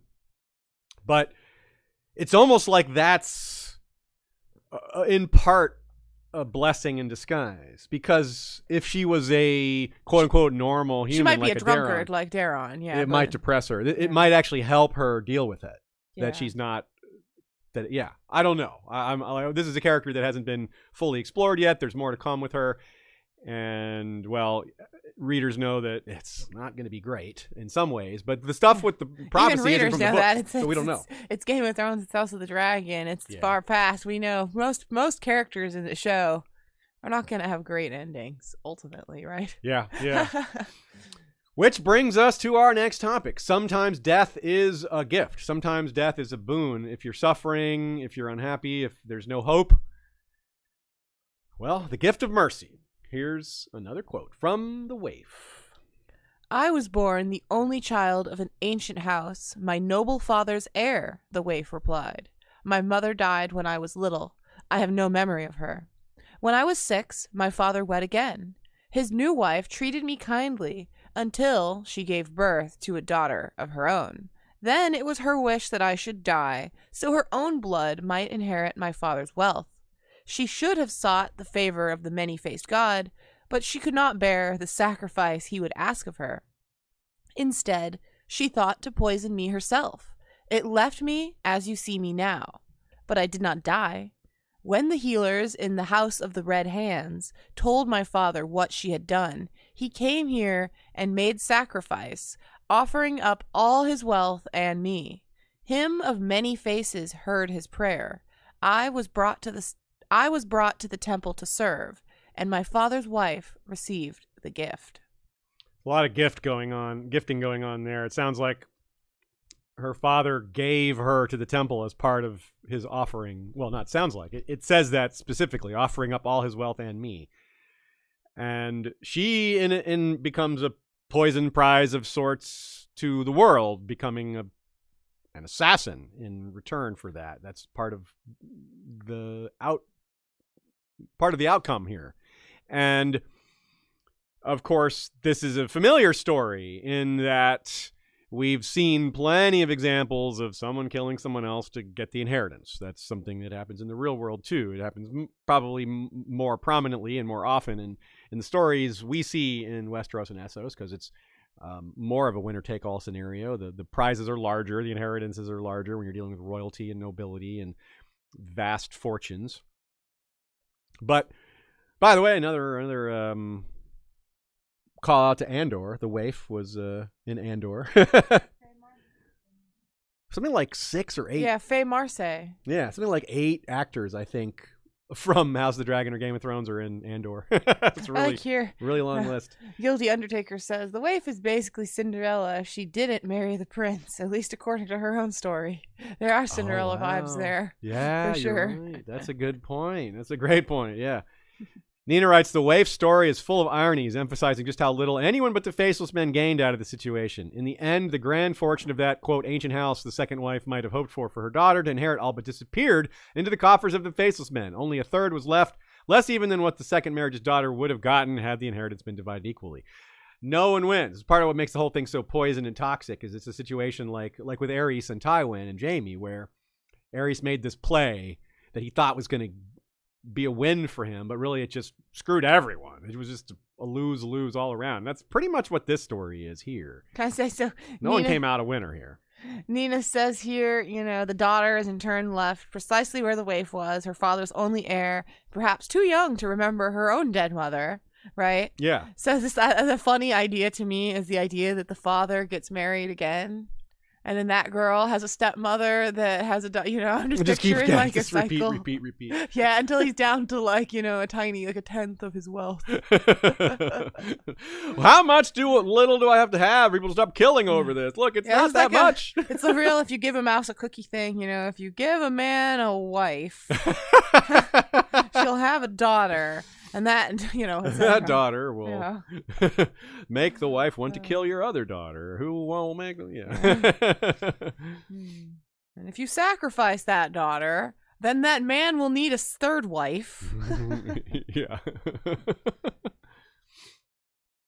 Tyrion gives the gift of mercy to Nurse when that whole situation's falling apart, and Yezen Zokegaz has the pale mare and is dying and was already dying of some other horrible disease he got from Sothorios. Tyrion gives his boot mushrooms, the old boot shroom, tried and true method. And by the way, of course, the poison prize was also used in a very unusual way much earlier in the book with Tyrion and those mushrooms. Remember what Tyrion kept those mushrooms in his boot in part after a conversation with Illyrio, where Illyrio basically told him the mushrooms were poison, but he was lying because he wanted to force Tyrion into realizing that, no, actually, you don't want to die. If you really wanted to die, because Tyrion's acting suicidal and like nothing mattered anymore, and Illyrio confronted him with his own beliefs by saying, look, if you really wanted to die, you would go ahead and eat these poison mushrooms.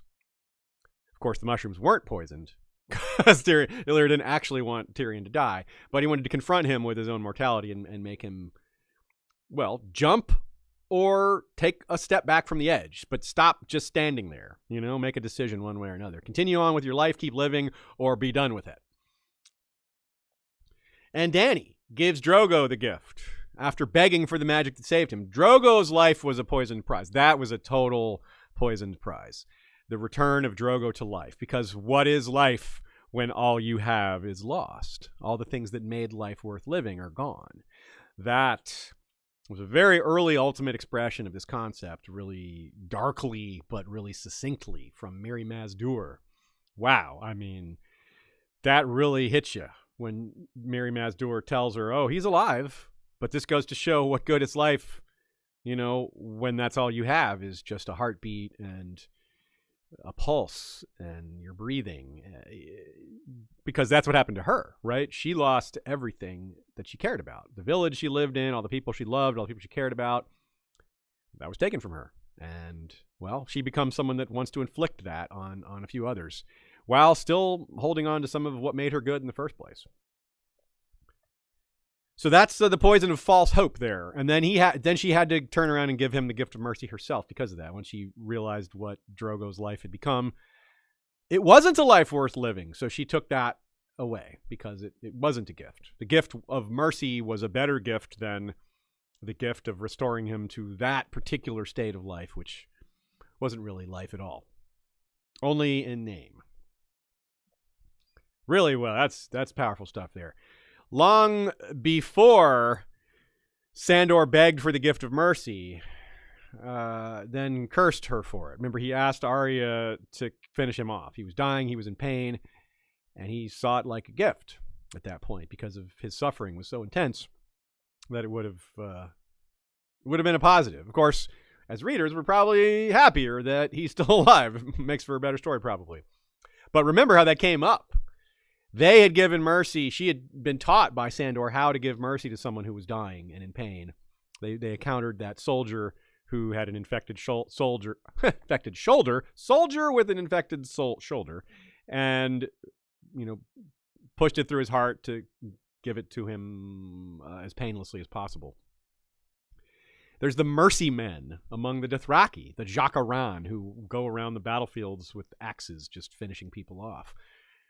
That's the gift of mercy on a different scale. So this happens in a lot of different places. The gift of mercy. This isn't a poisoned prize, but it's a gift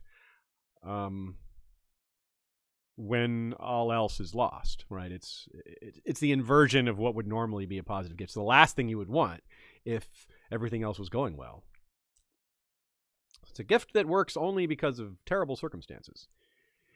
Now, here's another form. This is a little bit more character-oriented. It has nothing to do with being wounded physically, but a lot to do with wounded in your soul or your spirit.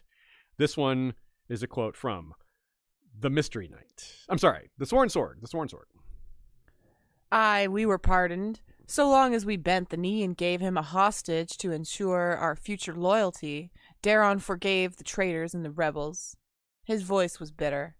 I bought my head back with my daughter's life. Alicent was 7 when they took her off to King's Landing, and 20 when she died, a silent sister. I went to King's Landing once to see her, and she would not even speak to me, her own father. A king's mercy is a poisoned gift. Daeron Targaryen left me life, but took my pride and dreams and honor. Sounds a little bit like Drogo. What good is his life in his mind with everything else gone? My question is, did he try to speak to her before or after she was a silent sister? I think the implication is that he's bitter that she wouldn't talk even after taking her vows. Like, she wouldn't break her vows for him. So it's a little unfair. Well, I mean, if she's a silent sister, I guess my point is that she wouldn't have been able to speak. But yeah. That's what I'm saying. Her vows kept her from speaking. Yeah. But so he's bitter, even though he's holding that against her, even though she took a vow not to speak. Yeah, it's either way. He thinks he has nothing. He has nothing left. His life is worthless. And of course, the story ends a little better than this. It has a rare semi-happy ending, at least a temporary happy ending. A Sworn Sword does.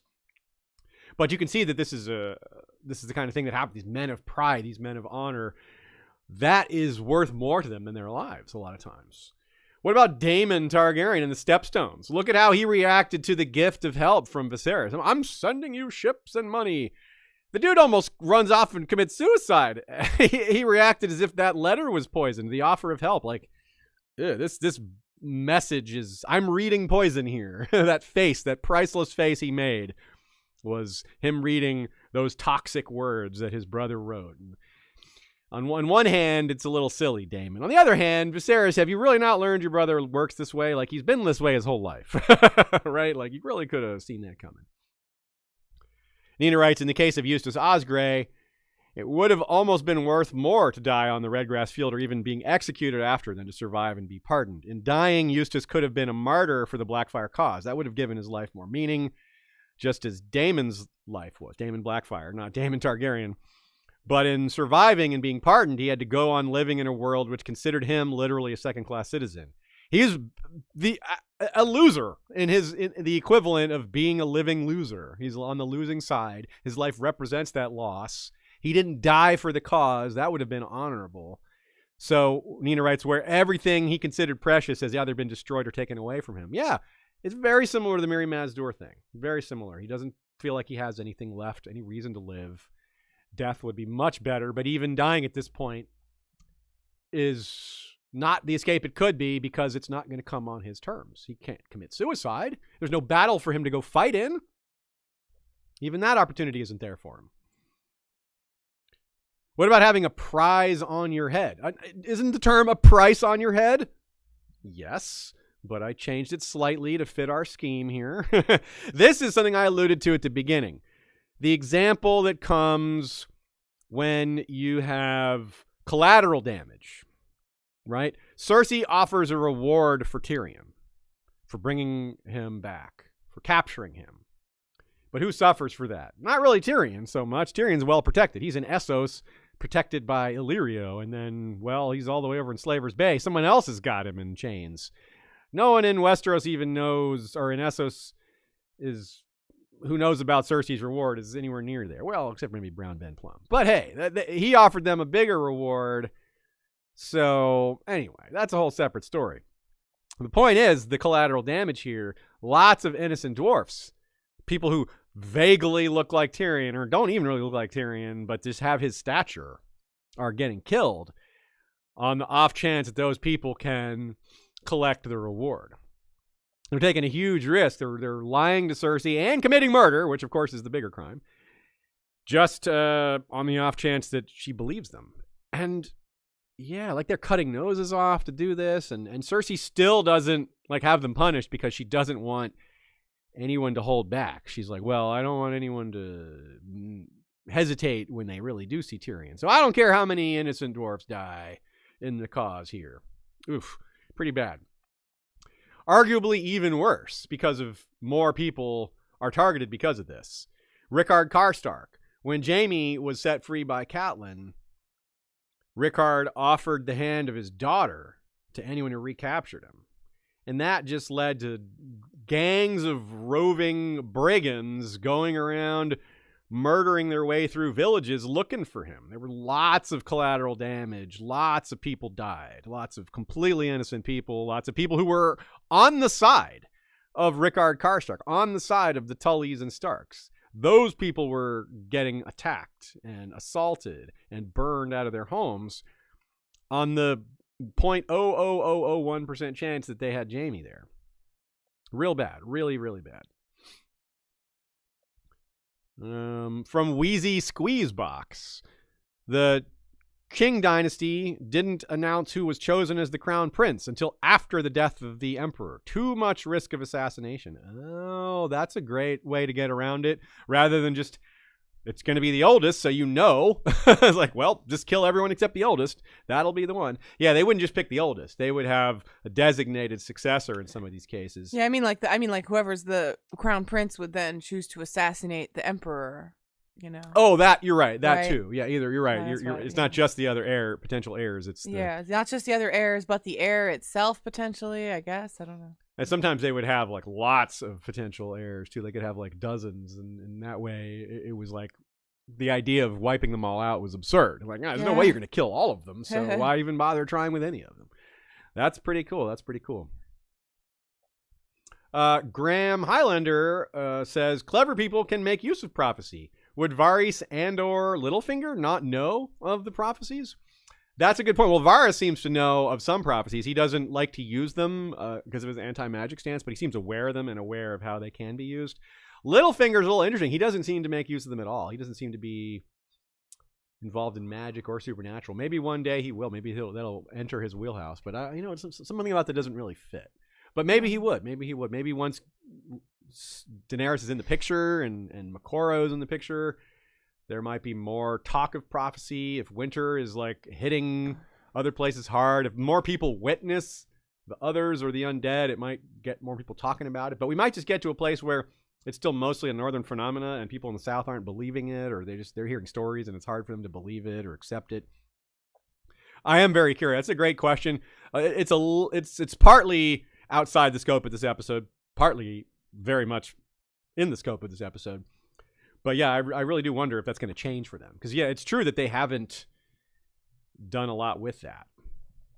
And there's prophecies that are straight gift. Maybe I should have mentioned that as well earlier when we talk about prophecies that are negative, ones that do harm to the hearer. The knowledge is poisonous.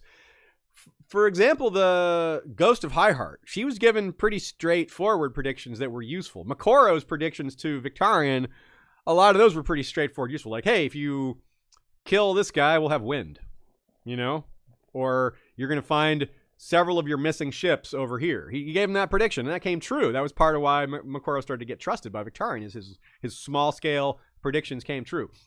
That's poison in a sense because he's winning his trust. And Makoro is not going to turn out good for Victarion in the long run. So that's where the gift left by the drowned god in the water there for him, yes, for you, Victarion, is poisonous. Because Makoro is not an ally. He's an ally of the person that he's an enemy of. Very straightforward in that sense. But nevertheless, some of that advice is positive. And from the Ghost of Highheart, there is no ulterior motive from her that we know of anyway. She's given them just straightforward predictions that seem to be useful. Some of them they didn't understand, like talking about the Euron and the crow with the kraken with a crow on its shoulder waiting on a bridge in a storm, which was the story of Euron assassinating Balon. That wasn't relevant at all to the Brotherhood without banners. It wasn't a burden of knowledge for them. It just didn't matter to them. They were like, well, I don't know what the heck that means. That was purely for us, the reader. But they did get information that they needed. I mean, one of the reasons they went to her in the first place was to be like, hey, where's Beric? Or where's this person? They were looking around for him at first. So they ask pretty mundane things. So we needn't say that prophecy is always bad, but it is the sword without a handle. It is the proverbial risk reward, where the risk is usually greater than the reward. And even if it isn't, it probably will be eventually. Okay. Well, it's time to start wrapping up here. We had, I think, a very good episode. I think that was really fun to talk about this concept. It's more of a theme, more of an idea. Last couple of episodes, we've done a little more of this. It seems like maybe a little bit of a new style episode for us. We'll call it like a theme episode, where it's not a historical deep dive specifically, although it does involve touching on a variety of different times and places. It's not a character study. It certainly studies certain aspects of certain characters. It's not a chapter review or the look at a certain house, but it does involve all those things, bits and pieces. So it's pretty cool. If you like this style of episode, well, let us know. If you prefer other styles of episode, let us know that too. We've got a lot in our toolbox these days. We've got a growing arsenal of topic styles and approaches we can take with the podcast, and we like playing around with different looks. So join the discussion on Discord or Facebook. Those are the main ways. You can also reach out to us on westeroshistory@gmail.com. You can also hit us up on Twitter, at Westeros History there, as long as Twitter still exists. You can reach us there. Follow us on TikTok. TikTok as well, we now have. That's fairly new, but it does exist. We've gotten involved there. I actually posted on TikTok during this recording. You know why? Because they have a thing called TikTok Now. Really? Which is like Be Real, where it's like you have to take a picture and share it within 3 minutes or you're out of the limit, whatever.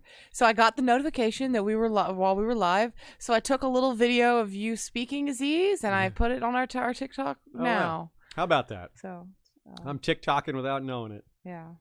TikToking around the clock. The trivia answer. The traditional 3 gifts given to the Dosh Khaleen. We have a quote to reveal the answer. Ashea. All right. The caravans made their way to Vaes Dothrak from east and west, not so much to sell to the Dothraki as to trade with each other, Ser Jorah had explained. The riders let them come and go unmolested, so long as they observed the peace of the sacred city, did not profane the mother of mountains or the womb of the world, and honored the crones of the Dosh Khaleen with the traditional gifts of salt, silver, and seed. Here we go. Like I said, they all begin with the same letter, and that letter was S. Salt, silver, and seed. Scott Wortman guessed it. Did he? Yes. Good job, Scott. Well played, sir. I thought that one was pretty obscure. I had kind of forgotten about it, but I stumbled on it when looking throughout all the pages of all the books for things that were gifts, prizes, poisoned, toxic, anything along those lines that supported this idea, this theme, and that was a good one. So I thought that was nice because it fit in the topic very well. Involves gifts. I hope wherever you are, whether you're exchanging gifts with family or have already done so or will later, I hope your gifts are anything but poisoned. I hope they are very positive and bring you joy of them and of the people you spend that time with. And if you're not, well, you're here with us. You can listen to us. We're always here for you. We'll be back next week, which happens to be New Year's Day. So yes, we're doing a stream here on Christmas and on New Year's Day. And then we'll have a Daniele Bolelli episode the week after and then that. We recorded an episode with our friend Daniele Bolelli of the podcast History on Fire. We've done an episode with him before many years ago, and that will take the place of the live stream on the 8th. You think you'll do it like a premiere? Yeah, we might do like a premiere. That'd be fun. Yeah, it's a good idea. So keep an eye out for that. We'll still have an episode on Sunday, January 8th, but it won't be live. It will be pre-recorded. It's already been recorded. Deshay has been editing it this week. And yeah, so stay tuned for that, and we'll be back next week with a topic chosen by our patrons.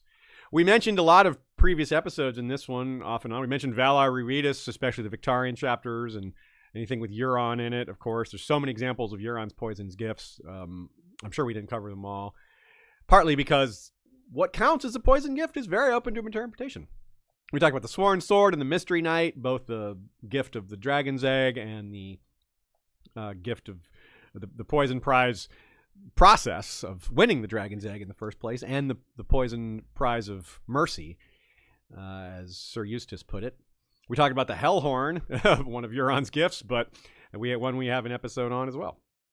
And, of course, many other types of things that you would view as gifts would be present in many of our other episodes. So, enjoy our back catalog if you are so inclined to delve deep into it. Thanks to Nina for her notes. Super invaluable, as always. Had a lot of great takes on what is considered a poison prize, what is a poison gift, and that whole thing. Thank you to those of you supporting us with monthly subscriptions on Patreon or Spotify or on PayPal. Thanks to Joey Townsend and Jesse Koval for the History of Westeros intro music. Thanks to Michael Klarfeld for the video intro as well. And again, happy holidays to everyone.